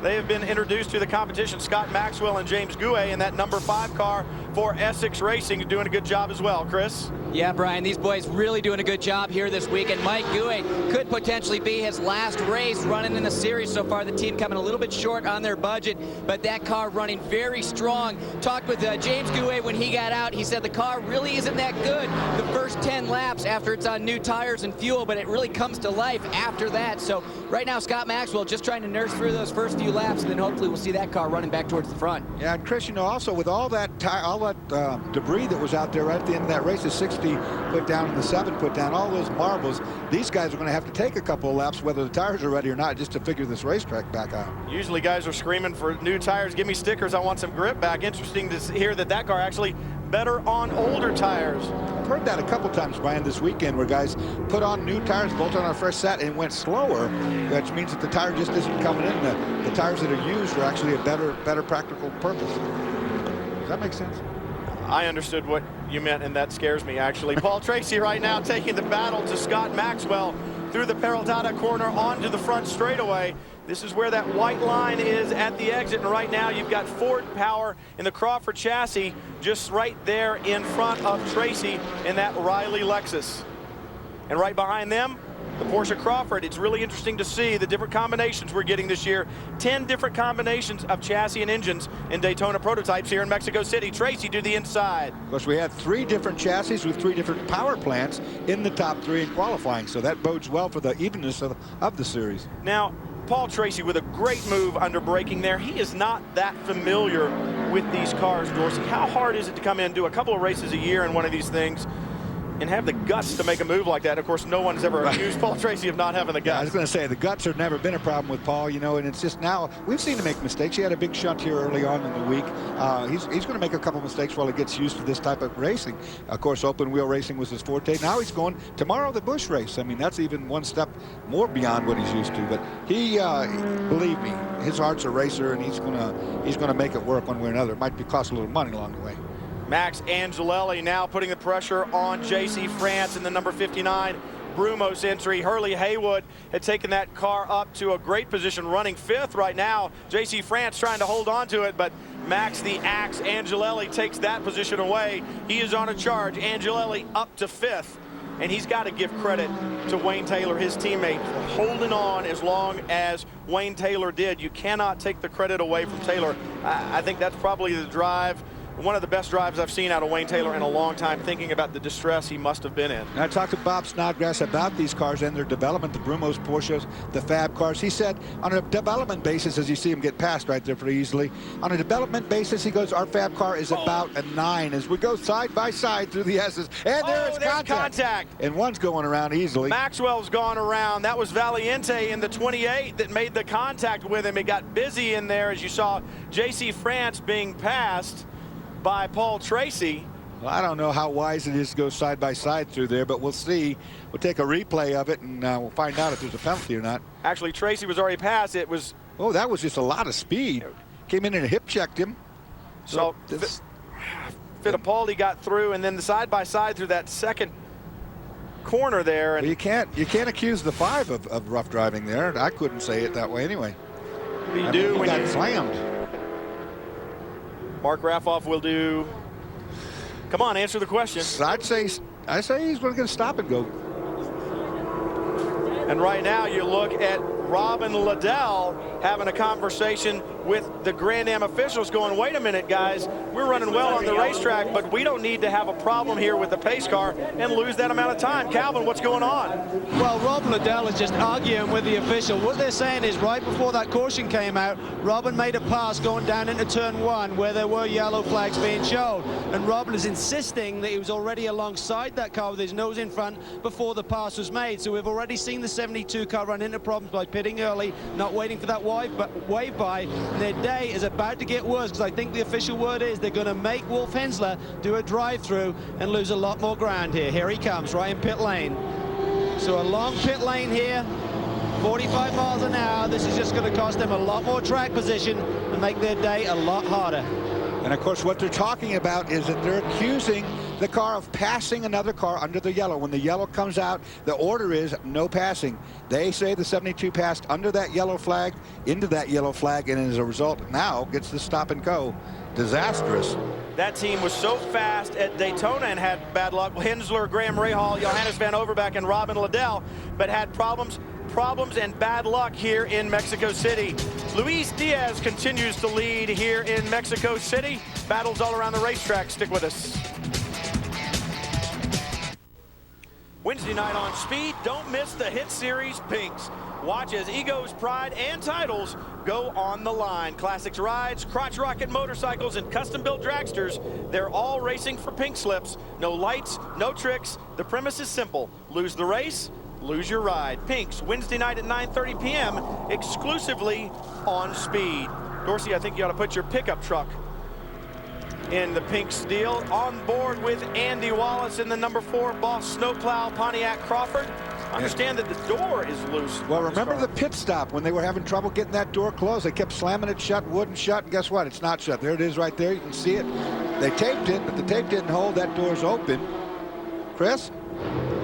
Doris, the team has been talking about that door, and Andy's just telling him, hey, I'm just going to drive through it right now until Grand Am brings us into pit lane. We're just going to stay out on the racetrack. So Andy Wallace right now just trying to drive through that situation. Past years, we have seen cars that haven't had doors stay on the racetrack. So it's going to be interesting to see what Grand Am's call is here.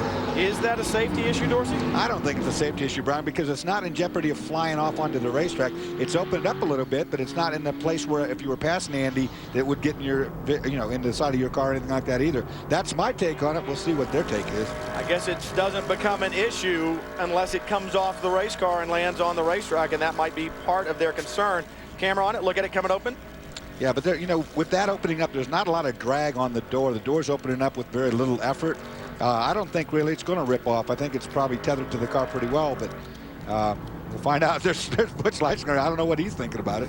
Butch is thinking, I don't think that's a problem. I'm going to remain calm and stand here and act like it's no big deal, and maybe the officials won't become alarmed. We'll have to wait and see what the call is there. And in reality, it's not the wind that's blowing it open. It's the low pressure of the air going over the top that's kind of vacuuming it up, isn't it? Right, and that's what I mean. There's no pressure on it, really. It's a negative pressure, actually. Max Angelelli taking over from the 10, running 5th, doing a great job. But the man who really did the best job today, Wayne Taylor, Chris. Right, Brian. Wayne Taylor did an awesome job staying out on that racetrack, putting Max in a position now that he can contend for the win. Wayne, first of all, how are you feeling? I'm feeling a lot better now. I was so badly sick 3 hours before the race. I couldn't even do the outlap, so Max did it for me. But the window was an hour in, so I had no choice but to stay out there for an hour. And then we just missed the caution by half a lap. Would have actually put us almost in the lead. But we're in a strong position, and Max is good, so we need a good finish here. All the teams have been working so hard with their fuel mileage and really opening up that window, being able to do that one stop very early in this race, but it seems like a lot of teams concerned about tire wear. You guys going to be worried about that at all? Are you taking Max to take it easy on the tires? No, I think we're okay on tires. We probably could have run a little longer on that stint, but we did what the plan was, and now we're going to wait and see. There's still quite a fair way to go. Well, these boys really have had their hands full all weekend, but right now Max Angelelli is charging towards the front.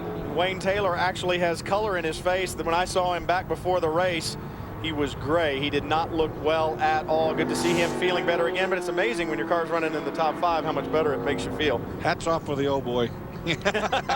From another old boy. Angelelli making his way around the Connolly Motorsports BMW in the GT class.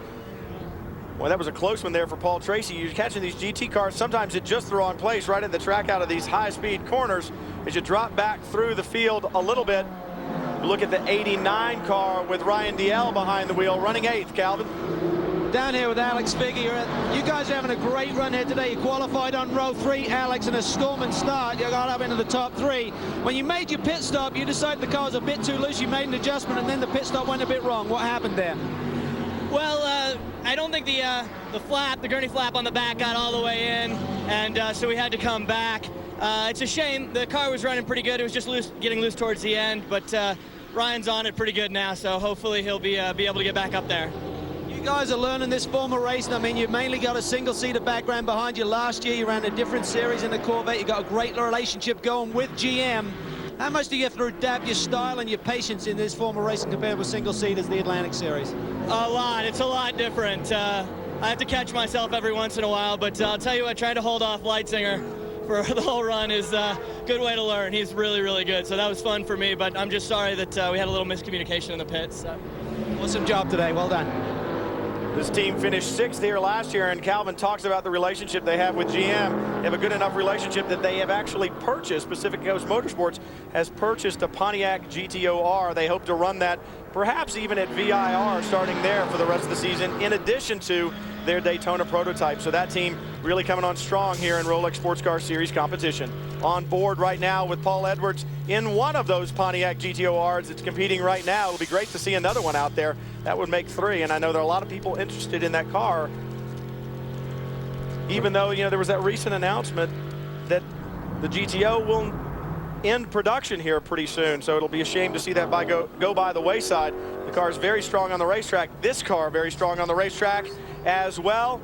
Luis Diaz has turned the fastest lap of the race so far, and the lead over Jörg Bergmeister in the number 76 Krone Racing entry up to 8 seconds now. It looks like Diaz picking up where Pruitt left off. And like I said before, I don't think there's a car out there that can touch the speed of the 01. I mean, this car has been the class of the field since we got here, and as long as Diaz doesn't make a, what was that? Anyway, as long as Luis does not make an error, I think the car is really the class of the field. All right, you see Luis come on to the front straightaway. We'll show you the separation between first and second as Diaz flashes across the line. We'll look back for that bright green and blue entry of Krone Racing with Jörg Bergmeister behind the wheel. See him back there just behind that first DP car. There goes Diaz out of your screen. And that's what 8 seconds looks like. And then you see Alex Gurney, who was down a lap. And then Jörg Bergmeister, 8.3 seconds the lead right now over the 76 car. But that car running strong all weekend long as well, Chris. Brian here with his teammate Colin Braun. Colin, right now Jörg's got about an 8-second deficit to the 01 car. The 01 cars just look so strong. Is Jörg just taking it easy, or is he giving it everything he has? Well, the car's been really good on old tires. We haven't necessarily been the quickest car, but you know, Jörg's really good on old tires. So our strategy is just to kind of sit back, see how it goes, and hopefully reel them in on the last couple of laps. What does it mean to you with your involvement with Krone Racing? Last year, you did a couple GT races, you did a couple DP races. Now you've got this awesome opportunity with this brand new team. You're working with one of the best sports car racers in the world. What does this mean to a 17-year-old? Well, I mean, obviously the opportunity Tracy Krone and Krone Racing have given me is just unbelievable, and you know, to learn from these guys is just great, and I'm having a great time, and you know, hopefully we can do some good things this year. Having Jörg as a co-driver, I'm learning so much, so it should be really good. I'm always just amazed looking at this kid. 17 years old, he looks so young in the face, but he's just got so much maturity on the racetrack, so fast out there. A lot of good things coming with this kid's career. You hate him, right? The 65 GTO, a problem. Andy Lally spinning on the racetrack, but he is back underway. He was running fourth. We'll see where that drops him. I want to see Colin Brown's birth certificate. I lied about mine, so cute. What a great young driver. And once again, the series is full of them. Eric Lux was born in 1988, and I have a note that says that was 9 years after Hurley Haywood's 5th Rolex 24-hour victory. So what you're seeing this year, I think, in the Rolex series is the influx of the racers of tomorrow, your champions of tomorrow, and at the same point in time, you get to see their heroes still run with them out there on the racetrack. What a great time in sports car racing right now. And of course, a lot of this is because the rules are different. Take a look, contact here. I'm pretty sure the 8's going to get in to Andy Lally and spin him. Hard to say, but oh, did he? Look, it's hard to say from that angle. That's a definite maybe did. Obviously, Brian Frizzell tucked up right underneath Lally, but hard to tell if there was damage there. Frizzell trying to work his way back from the earlier problems they had, currently running 10th. Bert Frizzell, I should say, in the car right now. Lally back underway. Looks like Lally still managed to hold on to that 4th place position in the GT class. On board with Bill Auberlen in the 05 BMW, a very familiar ride for him. He is up to 3rd in the GT class. Diaz continues to lead in Mexico City. The party, it will be a big one tonight. Thursday on Speed, the 2006 AMA road racing season launches live on Speed. Tune in to check out the Superstock and Supersport events from the famed Daytona International Speedway. Exclusive coverage of the 2006 Daytona Bike Week, live Thursday, 2:30 Eastern, only on Speed. Diaz, as we said earlier, has picked up where Scott Pruitt left off. Now 10 seconds over Jörg Bergmeister. It's one of those weekends, Dorsey, where everything just seems to go right. One of those magic weekends where you get in the car and it just seems spot on. He's got 31 tours around before he can win this. I'd be telling him, just take care. You got 10 seconds to lead. Slow down. Don't make any mistakes. Don't put it on the ragged edge. You got more car than anybody can beat. Sometimes those weekends are just magic. It's hard to put a finger on it, but sometimes you remember when you got in the car and everything just seemed to go your way and it was easy. I don't want to say it's easy. Obviously, it's hot out there and it's hard work, but this car just looks like it's on rails. Well, it's been the bear. There's no question. I mean, it's been the best going on the racetrack. This is a killer battle we're looking at right now for 7th place. It is not easy for these guys. Ryan Diaz trying to put the pressure on Christian Fittipaldi. Calvin? Well, his teammate is, of course, the 98 Indy 500 winner, Eddie Cheever. And Eddie, a lot of people are surprised that you made the quick switch to Porsche after just one race with a Lexus. But you guys have been in discussion with Porsche last year before you decided to come to Grand Am Racing by possibly using the engine anyway, correct? No, we had made a lot of analysis throughout the winter. We wanted to try the Porsche. It's a series where you can do that.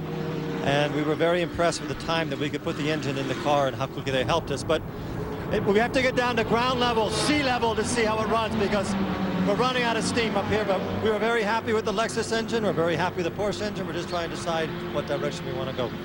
Big season for you and the whole team, but you personally, Eddie, you're going back to Indy. You're going to do a shortened IRL program, and you're also running the Grand Prix Master. I know you had a lot of fun out there in Kyalami for the first race last year. Talk about that. That first race I had in Kyalami this winter was really the instigator of wanting to get back into the car. The first day was horrible. The second day was better. The day of the race, I really enjoyed myself, so I thought, why not? We have a great group of people. We worked very hard to get in Grand Am, and with Crown Royal support, we think we'll do very well. So it's a very, very busy season for us. We went from not doing anything or not enough to doing too much. All right, mate, good luck. While you talk to him, Calvin, great battles on the racetrack. Ryan Diaz put a big-time move on Christian Fittipaldi. Fittipaldi not giving up an inch and really making Diaz work for it hard around the outside. Ooh, Fittipaldi close to going two wheels over that line there, Dorsey. Well, I tell you, that outside pass around out, you know, that is tough enough. You need the courtesy of a driver that will not hit you when you put yourself in that position. Obviously, he had it. Another great battle. Angelelli has now caught Memo Gidley.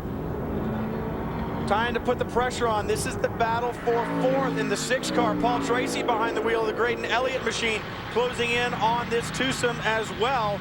Things heating up here in Mexico City. Gidley holding on. Remember, he and Michael McDowell won this race last year from the pole. Would love to repeat. Last year they did it in a Riley BMW package. This year, a Crawford Ford. But Angelelli really has the bit in his teeth. And this year, he's trying to claw his way back in the championship points. Look at Tracy up the inside. Oh, great GT car. Great move around the outside. Paul Tracy, this is his kind of a fight. He likes a street fight. We've seen it many times in his career.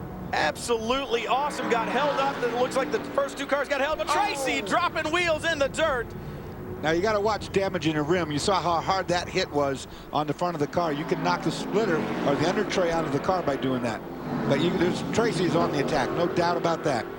Paul Tracy on the charge, and we've seen him many times in his champ car career put on a charge like this and fight this hard. He has won on this racetrack, not in this configuration, back in champ car in 2003. He's raced here 3 times in champ car, won from the pole here in 03. Oh, look, lock up there on the right front, Dorsey. Has he damaged something up front? We'll have to watch and see if he has or not. He might have a puncture too, Brian. He might be losing pressure in that tire. We'll take a look at how hard he goes through. This is a crazy, crazy move here. I love it. Look at Gets the inside of the 10, sees the traffic, splits it, goes around the out. That part's all clean and fine, but watch his next corner because it's a real big divot as he's going to go in there. We've had a problem on the racetrack, as you see the 7 car with Jonathan Jacob in and a crash. The problem, the 40 car and the 59. That's J.C. France in the 59, and we have Chris Bingham in the 40. That's Jim Durhog's car from Trans Am years. Oh, he's mad. He's Bingham really mad. Not happy at all. Don't know right now exactly what has happened, but Bingham and Ruhlman ran at the Rolex 24 and had some problems there. We're stoked about coming here to Mexico City and trying to find their way in this Rolex Sports Car Series competition after coming over from Trans Am. But obviously a big problem here. JC France, see the door of his car trying to come open. That Brumo's car, a right-hand drive car, he can't get out on that side because the door is bumping into the wall there. JC, a big, strong guy. Something tells me that door's not going to be in one piece here in a few minutes. He will get out. Of course, Jim Durhog owns the other car, the 40 car. Longtime Trans Am guy, just made it over another new team, you know, new combination. Chris Bingham's not new. He's been in these prototypes for the last couple years. Big damage, though. Bingham has won in the Rolex Sports Car Series competition before. Oh, he's going around the other side. In the GT class. You see JC France going to have to get out from the passenger side. And we should mention these Daytona prototypes are 2-seat cars, and they can be right-hand or left-hand drive. Obviously, the Riley chassis, a left-hand drive car, this could get pretty ugly here. The Fab car chassis, a right-hand drive car. I kind of hope that they walk away and not have words. But we'll know in a second. Bingham gets out. J.C. France trying to get out of his car. Bingham says, "This is "What's not up?" what you need. This is not what you need." Neither one of these guys small. Yeah, I knew this was obviously some serious disagreement as to what went on the racetrack there. Corner worker standing by, the guys down on the ground, and they'll try to break this up. Hit him with the fire bottle. This is not what the series needs, nor either one of these drivers. But I knew it was coming. Obviously a lot of emotion here on the part of these guys. That's Jim Durhog, you see talking right there. He is the team owner, principal of the 40. This will not go unnoticed. And you think Mark Raffoff, the director of competition, talks to these boys after they go 2 wheels across the white line? I would imagine the conversation with these two drivers after this race will be a long and intense one, Dorsey. Well, the Mexican crowd's loving every bit of it. They're cheering, they're going on, getting the show they're paid for. We were just talking about a street fight. That's exactly what we have seen here, Calvin. Well, Jim Durhog was watching the monitor there as that was going on. And Jim, I know that Chris Bingham was very upset about the move that JC put on him there. What did you see? I didn't see anything, Calvin. I don't want to say anything because I didn't see it. Chris said, you know, I know what Chris said, but I don't know what really happened. Emotions run high in this business, and you got to calm things down, and we don't like to see that sort of thing happening out there on the racetrack. Well, I've heard that it's happened before with some of the people involved there. That's all I know. Okay, well, he's certainly keeping his words pretty close to his chest there, but you can tell from his look, very stern. He's upset also with one damaged race car. Jim Durhog has been around this sport for a long, long time, and he knows what to say and what not to say. Bob Snodgrass standing there, the owner of the 59 car with Chris. Bob, we saw a little confrontation there with JC and Chris Bingham out on the racetrack. Did JC say anything before you got out of the car? JC just said that he had been hit. I hate to see the confrontation. That's not the way that we want to run in Grand Am. But then again, he was hit first. He did not hit the other guys. So we've seen this before with JC at Watkins Glen. Anything you guys have been telling him to try and calm the emotions a little bit? He's an ex-professional football player. He's an emotional guy, and he's a great driver, and we're proud to have him with us. But I can tell you that this is a bad situation. I can't paint it any other way. Well, this team was running so strong. That car was up in the top 5, and obviously the team was looking for a good finish, but that didn't happen here today. Yeah, obviously it did not, and unfortunate to see that. Bob Snodgrass, Jim Durhog, both correct. That is not what you want to see in Rolex sports car competition.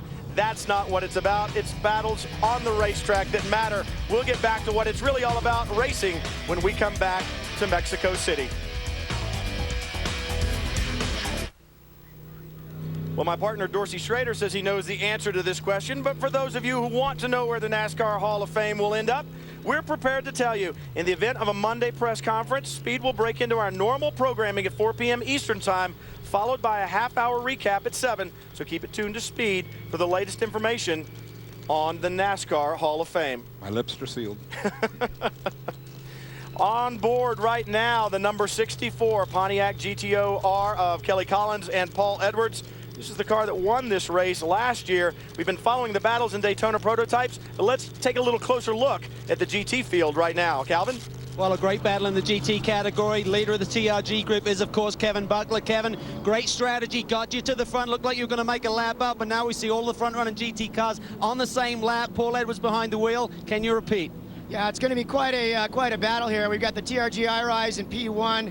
We've got a Porsche in P2 and a Beamer in P3 all on the lead lap. It's really going to be something. All right, mate, good luck. Let's go to Chris. Calvin, I spoke with David Murray earlier in the weekend, and he really thought this was going to be a throwaway weekend for them. They've been running the 996 over at Synergy. This is the brand new 997 Porsche, so he didn't think they were going to have the setup. He didn't think this was really a contending weekend for them, but everything really coming together for these boys. They've got a great car underneath them, and we know David is willing to do just about anything for a win. If you can remember last year at Mexico City, things are starting to play out and look a lot the same way. Cal? The team that currently runs in third is the Siegel Sport 05 BMW M3. They've got the master behind the wheel, Bill Oberlin, and they've certainly used some masterful strategy here under this yellow. They brought Bill in and put a fresh set of Hoosier tires on that machine. Didn't really lose any track position, so right now you got one of the fastest guys in the world with fresh tires don't count him out for the victory here this afternoon. I don't think you can ever count Bill Auberlen out when he's behind the wheel of a BMW. And as Chris alluded to, who could forget the last lap of the last race last year when David Murray, fighting to get his teammate Craig Stanton the championship, had that contact. A contact, is that what you would call it? It was a flyby. It was an assault on Andy Lally over there into the stadium corners on the different track configuration that we ran. It was so controversial they took the corners away so it can't happen again. I never looked at it quite that way before. Andy Lally has worked his way up to fourth. Chris, what do you have on the leader? Well, right now, the Chip Ganassi camp really encouraging Luis Diaz, telling him, hey, you are the fastest car on the racetrack. You pulled away from the guys once before. You got a couple cars in between you now, so just keep your head down, keep focused, and you're going to drive away from these guys. Don't worry about these cautions. Go out and get that checker flag. Well, Alex Gurney right behind Luis Diaz is a lap down, but you know, Gurney's going to want to get his lap back. He is very quick. Then you have the Pontiac, followed by the number 76 of Jörg Bergmeister, and the Grand Am official saying, you guys got to close up for this restart. But what a great job Diaz got on the jump, on the start, takes the green. The fans in the stands, the guacamole heads, as we call them, with their green wigs, cheering their favorite on. Luis Diaz in the lead here in Mexico City. Oh, it's good to beat King, and he knows he is. He's got the car that everybody cannot beat. He's just got to go a little bit longer. Look at the back, people in the grass. There's a car up on the right. 4 wide into turn 1, side by side, contact. Contact with the 58 for sure. That was Angelelli making contact with the 6 of Paul Tracy. Talk about two hard-nosed competitors right there. Nobody's and then spot. Right behind Angelelli, Memo Gidley, then Christian Fittipaldi. And look at the GT battle here. Throw the GT guys in the mix. They're racing too, and it's their racetrack, and it's 5 wide at the back. And what is it you like to say? Yellows breed yellow, and this is why. Look at the traffic all mixed together as they come into the S's. I don't know where I want to be in the front. I want to be in Luis Diaz's car. The rest of these guys are suspect. Terry Borcheller side by side with Marino Franchitti. They're touching. Boy, oh boy, side slamming all around the racetrack. Bert Frizzell right in front of them. We're being told that Frizzell will have to come to pit road for his contact with Andy Lally in the Pontiac GTO-R. I'm sure we all have our opinions on that one, but as you watch them stream through, still Angelelli trying to put the moves on somebody off on the outside. On board the 58 of Darren Donahue. Loses a lot of ground, a lot of cars going by on the outside. Maybe that smoke plume was David Donahue, and look at the price he pays. Fittipaldi around the outside of Donahue. Now they're all down in the Peraltada, that very last corner, the very fast one onto the front straightaway. Everybody going by. He's trapped to the inside with no speed. Donahue seems to be off the pace. Oh, look at this. Angelelli squeezing Gidley to the inside. Up against the wall squeezing. This is a little bit rough driving now, just getting on the borderline here. What will the officials have to say about that? Now side by side into turn 1 under heavy weight. Angelelli hits him. Slams him. Now, if I was Gidley, just run him in the grass. Run him off the road. He does. He pushes him to the outside. Angelelli pushes back. He had to know that. Now, floor it. Go ahead. Get him T-bone him. Gidley shortcuts the course, back on track, loses several positions. But what will the officials say about Angelelli's driving as the traffic all mixed together in the back? And now Fittipaldi right on the back of Angelelli. Well, after the fisticuffs, they're not going to like this on the racetrack either. I guarantee you there's going to be something happen about that. This is the Max Angelelli of old, the Max Angelelli of 2004. Last year in his championship season, he was calmed down. He is not calm today. Now, the thing is, nobody spun or crashed as a result of all that, I don't know, well, animosity or whatever. Testosterone is what it is. 20 laps to go, and as you said, Mark Raffoff, the director of competition, once again, cannot be happy with what he's seeing on the racetrack. Angelelli squeezing the car of Gidley into the wall down the front straightaway, and the guy that's probably steaming, Memo Gidley, working his way back up. Well, you don't like seeing that in a straightaway. The biggest wreck you'll ever have in your life is one in the middle of the end of a straightaway where you're doing something you shouldn't be doing. The 60 of Oswaldo Negre is back on track. They're bringing up the end of the Daytona prototype field right now, but it's good to see them back getting points. Chris, what do you have on the 10? Well, Brian, Bill Riley talking with Max Angelelli right now, just telling him, hey, take it a little bit easy. Everybody's keeping their eye on you. And also telling him that everything is okay with the car. He was a little bit concerned that maybe he had a tire going down, but they have the telemetry in front of him. They can look at all that air pressure, and everything looks fine with the 10 right now. Right now, you know Max, he's got the fitness mouth, and he just wants to get to the front. You know, if you're Luis Diaz, you'd like to see Max drive like this because he could take out the whole DP field. Absolutely, and it's a little too late to be worried about a tire going down after the some of the moves that we saw down the front straightaway. If it's going down, it's no one's fault but Max Angelelli. Some hard-nosed driving on his part. Just like I said, seems to be the Max Angelelli of old. Christian Fittipaldi in their new Porsche-powered Crawford. We'll see how they can run here with Angelelli in the closing stages. Don't forget that Porsche Power, with the Porsche Power in that Crawford chassis, they run considerably lighter than the Pontiac with that 5-liter power plant. Perhaps, Dorsey, they'll be a little better on tires. Well, I'll tell you what, the fans here in Mexico getting the best show probably we've seen, I don't know how many years we've seen off the racetrack, fights on the racetrack, a really good deal, and the Mexican, the favorite, leading. Well, and in the end, that's all that's going to matter to them, but the battle continues. Things seem to be settled down a little bit. It'll be interesting to see what kind of amount Memo Gidley has underneath him after that battle with Angelelli. Gidley has dropped back to 9th. And it looks like Fittipaldi beginning to drop back ever so slightly as they work their way through some GT cars. That's the number 74 Porsche that they're going by right now with Charles Espinlaw behind the wheel. And look, working hard to get around there, around the outside. I couldn't see which car number that was. Well, could have been Haberfeld. When you get your elbows out like that and you start banging off the sides, all those little aerodynamic devices start getting hindered or knocked off. When they do, the car is compromised. No question about the handling. Not as good. Now Gidley has fallen back into the clutches of Terry Borcheller in the number 77. Marino Franchitti right behind them. And another hard customer he's going to have to get past if he wants to work his way back up to the front is the 12 car with Adrian Fernandez behind it. That's the battle for 8th through 11th right now. Well, everybody's now, I think, it's gotten to the point where all the crew chiefs have been screaming and yelling, calm down, boys. And we see a gearbox problem on the 05. You see the driver wrestling with that shift lever. It's stuck in a gear. Tough break for Bill Auberland. They were running second in GT, and I believe he may have had something for the boys in the Pontiac GTOR by the time this race was over with, but it looks like it may well be over with for Bill Auberland some 17 laps early. He's stuck in, I think, 3rd or 4th. It's not getting, you see him trying to get it out of gear. Auberland very familiar with that BMW. You see Mike Shank looking on, watching his drivers as Diaz continues to lead here in Mexico City. Still have 17 laps to go. Make sure you come back and join us.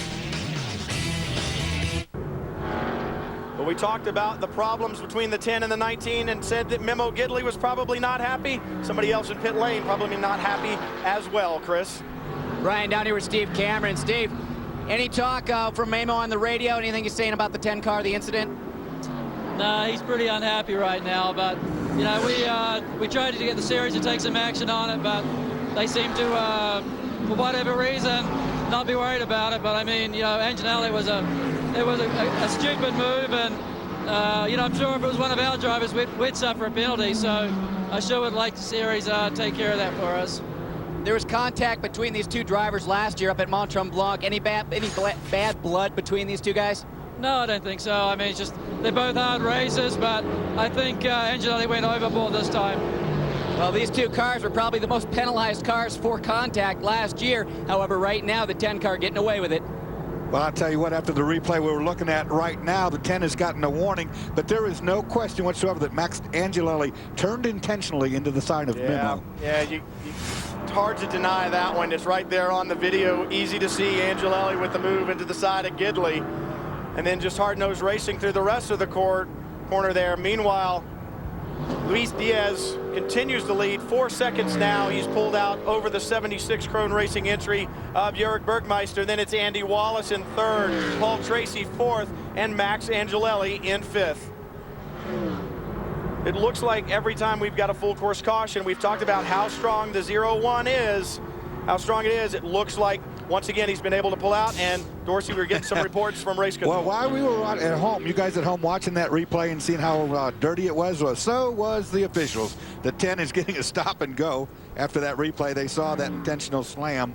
I don't think there's any denying that as you see second place. Looks like race control watches speed as well, and Max Angelelli is going to want to cut their feed to the booth. Obviously, he will not be at all happy, and I'm sure Bill Riley's not going to be happy either, but it's right there on the video. Well, it's a drive-through penalty. He won't have to stop and go. He's just going to have to reduce the pit lane speed limit and go the whole pit lane at that speed limit and re-enter. It's a big penalty nonetheless. And of course, the problem is if you're all ramped up because you're upset and you're angry and you speed down pit road. Yeah, then you get another one. Yeah, you're coming back. It's a death spiral deal. Tough call there for Max Angelelli, but evidence was pretty much there on the screen. It's going to be good news for Ryan Diaz. They will move up to 5th position once Angelelli comes to pit road. That will improve their finish from last year. And what a run for Andy Wallace. That's the number 4, and behind them the 6. That car, the 4, has struggled all weekend. It wasn't even a top 10 car. Well, actually, so did the 6. I mean, you look at both of these teams. The 6 was nowhere. They had their problems. Tracy had a big crash in the practice sessions on Friday. They got it rebuilt as Max Angelelli comes to pit road. But the 4 car struggled, the 6 car struggled, and now they're both out there and they're running 3rd and 4th on the racetrack. Angelelli down pit road. This has got to seem like it lasts forever. It could turn into spontaneous human combustion inside that cockpit. Tracy really beginning to put the pressure on Andy Wallace. Calvin. Down here with Mike Shank, and what a weekend for this whole team, Mike. You destroyed one car with the 60 car, 6 car big damage on Thursday with Paul Tracy behind the wheel, but right now PT putting on a great display of driving. He's doing his usual thing right now. The Mears, great, and Elliott's Quantex group. We've had a tough time this weekend. Both cars. The one thing I will tell you though, my guys on this team never put a frown on their face. It's been unbelievable almost what we've gone through here. Oswaldo came off the trailer, was super fast, had an unfortunate accident with a turtle on the track, put him in the wall real hard, got that car, put it away, rented one from Brian Tuttle, which we're grateful for, and had a little trouble with the 60 today, but I'll tell you, I'm real excited to watch these last 5-10 laps. Awesome job this weekend. Fingers crossed the rest of the way. Let's go down to Chris. Calvin, just watching the 4, it came on so strong earlier with Butch Leitzinger, but Andy Wallace has been reporting to the team that that door that you're seeing that's popping open is making the car a little bit upset as he goes through the S's. It's not really affecting the car too much else on the racetrack, but that high-speed section of the racetrack, when that door pops open, takes off a little bit of air on that rear wing, so he's losing grip through there. So these boys right now just trying to keep their nose clean, keep it up front, but it doesn't look like they're going to be able to take anything to the leaders. And for all the animal lovers at home, the turtle wasn't really a turtle that he was talking about. Mike Shank said he ran over a turtle. A turtle is a little bitty cone that was glued to the racetrack that came loose and got underneath the car. So no turtles. But it's a cone made of solid steel. It's solid steel. It didn't do any good for the race car, I'll tell you that. It did not do any good for the race car at all. You know, Mike Shank talked about his team, and you expect a team owner to give his team accolades and all that. He's not blowing smoke. We watched that team work. No one upset. They all put their nose to the ground. The car came in on the trailer, pulled off the 60 car after the crash, looked at it, said that one's done. They did the same thing with the 6 car on Friday. Got it to the garage, never frowned, put it back together, and now they're out there running in the top 5, and it looks like they'll be in top 3 before long. Well, my wife's a great turtle lover, so Kim, it wasn't a turtle. I promise it wasn't. I will never hear the end of it. No animals were injured in this competition. As you look at the fans standing by, cheering on Luis Diaz, their hero here in Mexico City. Will he come off with a victory? Will there be a big party in Mexico City? We'll find out. Next Sunday, catch the all-new NASCAR race day built by the Home Depot, live from Sin City. Find out who's rolling the dice and who's trying to break the bank. Don't forget, your race day starts with NASCAR race day built by Home Depot, live from Las Vegas next Sunday, March 12th at 11 Eastern, only on Speed. We talk about great battles all around the racetrack, and it's great to see newcomers to the series like Christian Fittipaldi and Eddie Cheever. Obviously, Fittipaldi's been around, and Terry Borcheller's been around as well, taking it to him right now. Great battles here. Harrison Bricks, a newcomer to the series with Terry Borcheller, and of course Eddie Cheever in with Christian Fittipaldi. And we're looking at different power plants here. We've got the Crawford Porsche versus the Ford Doran. And this is a battle for 5th place. You guys are really going at it. In qualifying, we had 3 chassis, 3 different engines in the top 3. This is a really diverse, really equal field. Fittipaldi driving down the line. Whoa, boys. Porcello around the outside, and Terry's, I'm sure, saying, look, you want to run the right side, that's fine, but just try to come back over to the middle. Both of these guys, real hard chargers, and it looks like but the power plants seem to be pretty evenly matched there, Dorsey. These guys have done a great job. This series has done such a good job. Not only top power plants, the chassis, different types of transmissions, and it's really close. And check out this battle here. You see a little dust get kicked up there. That's the number 12 of Adrian Fernandez, and Memo Gidley trying to work his way back up to the front where he was before. That's 8th and 9th on the racetrack right now. Fernandez working his way around some GT traffic. We'll see if Gidley gets through. He does.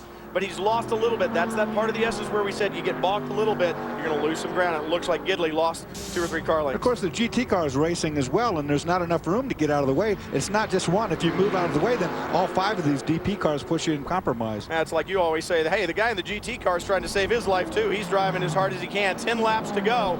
Gidley trying to work his way back up to the front. Diaz holding on to a reasonably comfortable 6-second lead, and Paul Tracy has gotten past Andy Wallace to take over the 3rd position. You know, as a driver, one thing that always comes true is that the whole race up until now doesn't mean as much. The last 10 laps of the race is when you get the signal from your pit guy. He says, Dorsey, you got 10 to go. Give it all you got. Well, we saw the problems with Bill Auberlin earlier. It looks like he is in pits with Calvin Fish. Bill, just as it looked like you were in the catbird seat, problems with the transmission, I understand. Yeah, how do you like that, man? I was looking good there for a minute. But the car, Siegel Sport prepared a great car this time. Perfect, much better than ever before. I was really happy with it. Al Hadif, you know, the family, happy to be here. Glycomax, the Unfair Advantage, Maloney Eye Institute. I had my eyes done for all those race car drivers that are afraid. They are now 2015, and I'm seeing better than ever. I'm seeing we're broke, and that's a bad thing.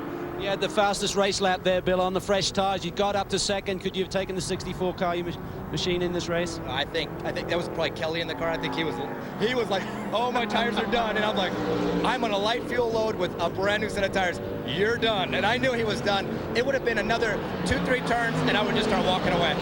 Victory not out of the question for this team this year, though, Bill, right? I didn't say that one more time. Victory is not out of the question for this team. No, you know, these guys are in such a steep learning curve, and look how good it looks already. I mean, the cars are competitive. They look great.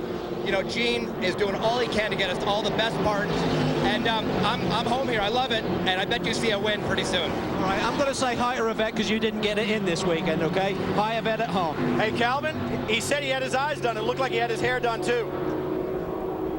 Oh, big crash. 21 BMW. That's the Matt Connolly Motorsports entry right now. Looks like Adam Pecorari in the car, in the wall hard. I'm thinking that's down in 7-8. We're going to go full course caution. We'll take a quick break. We see Adam getting out of the car while they get things sorted out and the pace car gathers up the field. We'll take the opportunity to take a quick break. We'll be right back.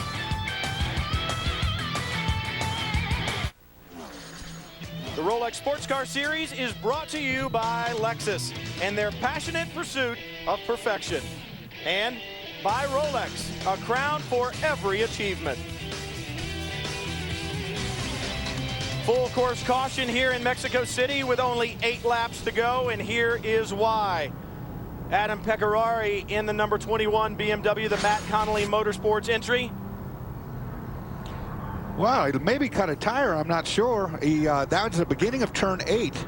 Really launched offline pretty quickly there. Yeah, I mean, the car just went dead straight like a suspension failure or possibly a cut tire. I didn't see any contact at the right rear, and there's no damage that we see.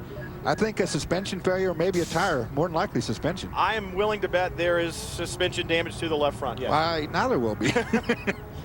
That's a big hit. That's over 100-mile-per-hour entry, even in a GT car, without question. And it was good to see Adam Pecorari climb out of that BMW. Right now, Luis Diaz continues to lead, but that lead obviously cut down by the pace car and the full course caution. He does have a little breathing room, only from the standpoint that Alex Gurney is a lap down right behind him before you get to the car of Jörg Bergmeister, who actually runs second. But don't forget, Alex Gurney is very quick, and he's thinking, hey, can I get my lap back? Would there be another full course caution and I can get all the way back around and improve some positions? So we'll just have to see. Diaz needs to maintain focus, I would think, Dorsey. Well, here's the deal. I mean, we've had 2 restarts with Diaz in the lead. One thing he's shown us both times so far is his ability to get that jump off of turn 8. and run down this front straightaway with a big lead. I don't think he's going to let the 99 anywhere near him. And if he did, if the 99 came up, there would be things flying through the air from the grandstands, which do not want that to happen. 93 laps will be complete when they come across the line this time. That will be just 7 more laps to go to big-time parties here in Mexico City. The crowd loving it. There'll also be a big party because it is our coordinating producer David Lee's birthday today, so there'll be a big birthday party Happy for birthday, David Dave. Lee as well. Let's check in with Chris Neville. Brian, down here with Scott Pruitt. Scott, first of all, how is Luis dealing with the pressure of this pack packing up behind him? He's doing a great job. I think I'm having more nerves sitting up here in the stand watching it, but he's doing a great job. Telmex car's running fabulous right now. He's really just setting the pace he wants to set. We can run strong. We can run the laps that we want to run. We still got a number of them left, but you know, so far so good. You've had a lot of teammates over the years. Right now, you guys are in probably a great position for the win. Don't want to jinx you here, but if you get this win, what does it mean to you to see your teammate win in front of his hometown like this? Let's talk about it here in about 5, 6, 7, 8 laps. Well, these guys have had the car to beat all weekend. Everything's looking good. Remember the words, though, of Colin Brown. He said, Jörg Bergmeister, he may be saving some tires to the end. We'll find out when we come back to Mexico City and the finale of the Rolex Sports Car Series race. We will go green here in just a lap. There will be 5 laps to go in Mexico City, the Mexico City 250 for the Rolex Sports Car Series, brought to you by Crown Royal Special Reserve. We're going to go green this time as they come onto the front straightaway. Luis Diaz brings the field out. Listen to the crowd. 5 to go, boy. Race is on now. You see Diaz, and then the red car right behind him is not in the hunt. That's Alex Gurney. He is a lap down. The first green car is Jörg Bergmeister. He is your second place car. He will be trying to take the fight to Diaz. And this is the least amount of jump that Diaz has had on these third restart. It's the least amount of lead over 99. What are they telling him on the radio? Well, he knows right now. You can't tell a guy with 5 to go anything. He knows what he's up to, and he's in front of his top crowd. Telling him, do your thing. Do exactly what you've done on every other restart. You got a reasonable jump. You got a car in between you. Put your head down. Get the job done. Once in your life, maybe you have a car so strong as he has today that you can just dominate a race. Once in my career, it happened. It doesn't happen much. There he is. He's beginning to pull out a little bit of a gap over Alex Gurney. You see him working the wheel through the S's there. He can smell that victory. 4 to go when he gets to the start-finish line, and he's going to open this lead up, I guarantee you. A spin here. 74 has spun on the racetrack. We'll see if he can get going again. That's Charles Espinlab. They had a problem earlier that has not affected Luis Diaz. You see second place Jörg Bergmeister there as they come through the perils out of the last group of corners, turn 7 and 8. It was 1.3 seconds at the line on the restart. Look at the crowd. Listen. The place is going to go crazy, Brian. Diaz across the line, 1.4 seconds that time. He improved a 10th. Not a lot, but hey, it doesn't matter.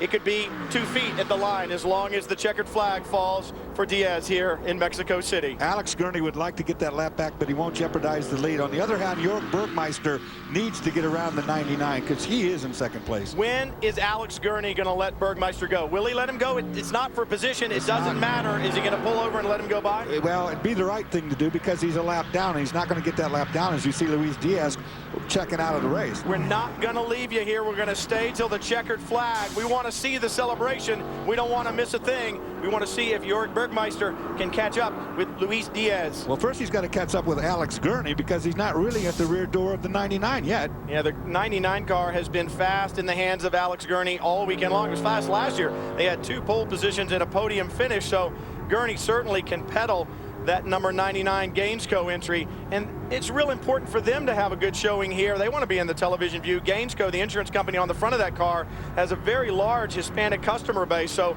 they want to be right up front here as well. And Dorsey, I'm going to say right now, I don't think Bergmeister has the car to get there. Well, he doesn't have the car to get there, Brian. I don't think he can get to Alex Gurney, and if Alex Gurney, you know, if he can outrun Jörg, then you outrun him. But Bergmeister really sitting in a comfortable position as well. He's got Paul Tracy trying to close on behind him, but he has his teammate Nick Janssen in between himself and Paul Tracy, so he's got a little breathing room. Look at Bergmeister looking in the inside going, Alex, come on, man. Right. Let me go. Let me go. That was not a pass attempt. That was a be aware attempt. He's looking back there telling Alex, hey, look, I went by you. Now, it's going to happen. He may have held him up just slightly in that corner, but as you've said, it didn't look like really Bergmeister can get up close enough to make the pass.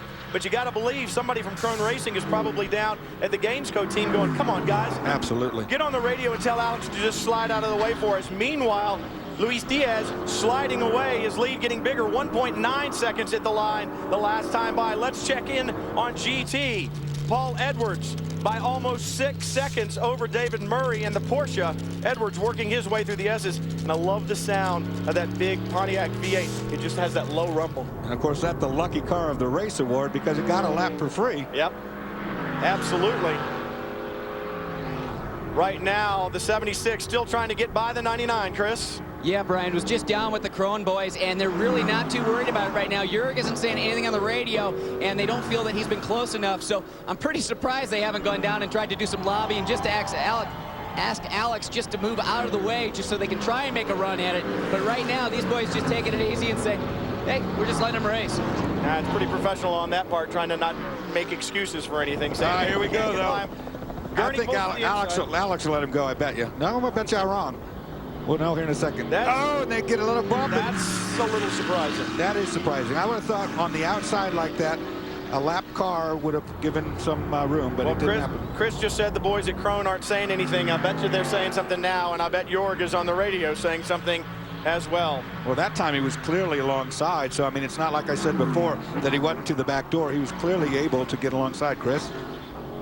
Yeah, Doris, they just saw that move, and all the green shirts in that pit area just jumped on the wall, and they're throwing their hands up. The crew chief running down to Grand Am right now saying, hey, come on, what's going on out there? You know, we just tried to make a charge. We didn't get it because Alex is blocking them now. So these boys weren't really too worried about that 99. Now they're wanting them out of the way. And I'm sure down at Ganassi, Michael Guerra, who's the engineer for the remainder of the season on the 01 car, he worked with Diaz and Jimmy Morales in 04. I'm sure he's on the radio saying, Luis, it's yours. Yeah. 2 laps to go. You're doing what you need to do. Everything is spot on, mate. Just keep doing it. And they're wrecking behind you. They're crashing each other for not even second place.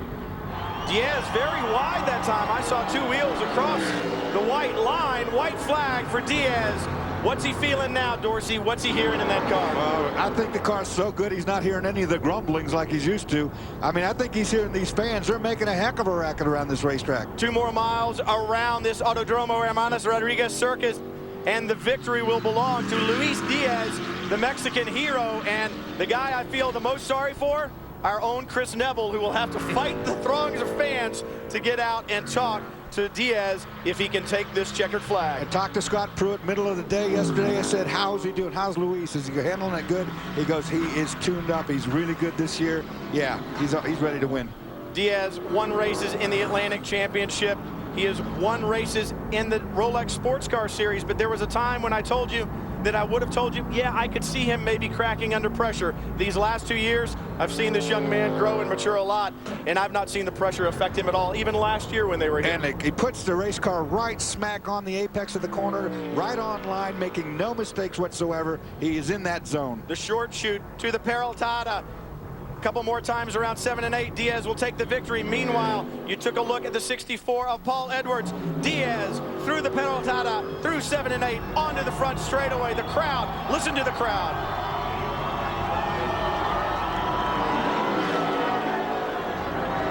Victory for the Mexican hero, Luis Diaz, here in his hometown of Mexico City. Dorsey, this lap may be the most difficult of all, driving to drive around 2.5 miles with the tears that I know are in his eyes. That's why they give you that cool-off lap, because he's crying right now, and he wants to try to get that composure before he's got to face everybody.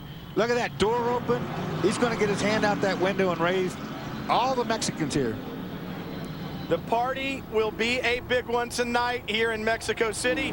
Scott Pruitt, a healthy Scott Pruitt in 2006, helps his teammate to his most coveted victory that he may ever have in his career, his first win in Mexico City. Meanwhile, GT is not done yet, but it will be in just a couple of 100 yards. Paul Edwards onto the front straightaway here in Mexico City will take the checkered flag. 2 in a row for the 64 car, 2 wins in a row in Mexico City for Paul Edwards and TRG. And was it luck or was it a great call by the TRG boys, Kevin Buckler? One way or the other, they smoked him. Chris. Brian here with Chip Ganassi. Chip, you guys are 2 for 2 this season. It seemed that SunTrust was so strong last year. You guys coming on strong this year. Couldn't be better. I'll tell you what, I got a great group of guys to work with, a great team. I got great sponsors, great partners. And it's you know, I'm just fortunate and honored to be working with every one of them. My hat's off to Carlos Slim. He's the guy that put this all together a couple years ago, and to have a Mexican bring that car home here in Mexico is pretty big. You won the Rolex 24. Now you grab this one. Which is a bigger win for this team? Well, I'll tell you, to have Luis bring that car home here in Mexico City is big. And these boys looking so strong early in the year. I think this is going to be a great championship. It is a big win. It is the first win in Mexico by a Mexican driver in a major international road race in the modern era. We'll be back for all the celebration in Mexico City.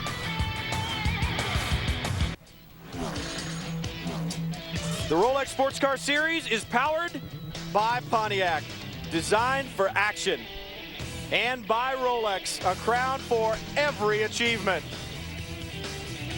The achievement here in Mexico City, Luis Diaz, the Mexican hero, takes the victory. Chris Neville is there. Well, Dorsey, you said this place was going to go nuts, and it has gone nuts. You can see Luis up on the car, very emotional right now. He's gotten the win that he's been wanting so long. And Scott Pruitt, Luis Diaz hugging each other, Chip Ganassi up on the car, the crowd going absolutely nuts down here. These boys got exactly what they wanted. Luis, you guys kept this car out in front all day. You didn't really have any pressure behind you. You drove the perfect race. Is this the biggest win in your career? No, definitely. It's a teamwork. I mean, I would like to thank Scott, my team, Chip Ganassi, Felix Sabatis, Telmex, all these people. I mean, it's a great day for us. I think we work very hard. Nobody give us this for free, and I'm very happy, man. I mean, and Viva Mexico. Now, are you satisfied, or is the championship next? Yeah, well, this is the first step, and I think this will give us a great motivation for the rest of the year. I would like to thank also Toyota. They give us a great car. Everybody in the team, I mean, the PR staff, everybody in the team, the guys in the shop, everybody, CompUSA, AMD, Telmex, Belkin, what else? Thank you, guys. Well, Daytona might not have gone their way, but they rebounded quick. Cal? Well, it may not have been a victory here today, but a podium finish for Mike Borkowski and Paul Tracy may seem like a win. Paul, great stint there, some great overtaking maneuvers, good racing today. Tell you what, I had a great race with Max Angelelli. He's as crazy as I am, for Christ's sake. And, you finally met your match. Yeah, I finally met my match, and you know, Andy Wallace, he's just, you know, good to race with. Very fair, nice pass with him. So, you know, we got off to a bad start this weekend. I crashed a car, and we really put us behind. We missed about 2 hours of testing. So, you know, to start where we did and come through is a great job for the Graydon Elliott team. And Mike put it up there a few spots, and then we were in position. Out on the yellow, once we got in position, I knew I could get some guys on the restart. Paul, I know you wanted to knock off the winner, Russ, by doing a few events here in the off-season before you start your Champ Car season. Will we see any more in Grand Am competition this year? I don't think so. You know, I got... you know, I took this ride out from underneath of Kenny Wilden, which was pretty unfair to him. And, you know, the seat's now his, and I got to concentrate from here out on my Champ Car. Awesome job. Good luck tomorrow in the Busch race. Awesome job, and great words from one of the best in the sport. Great to hear him acknowledge Kenny Wilden there. Look through the DP results.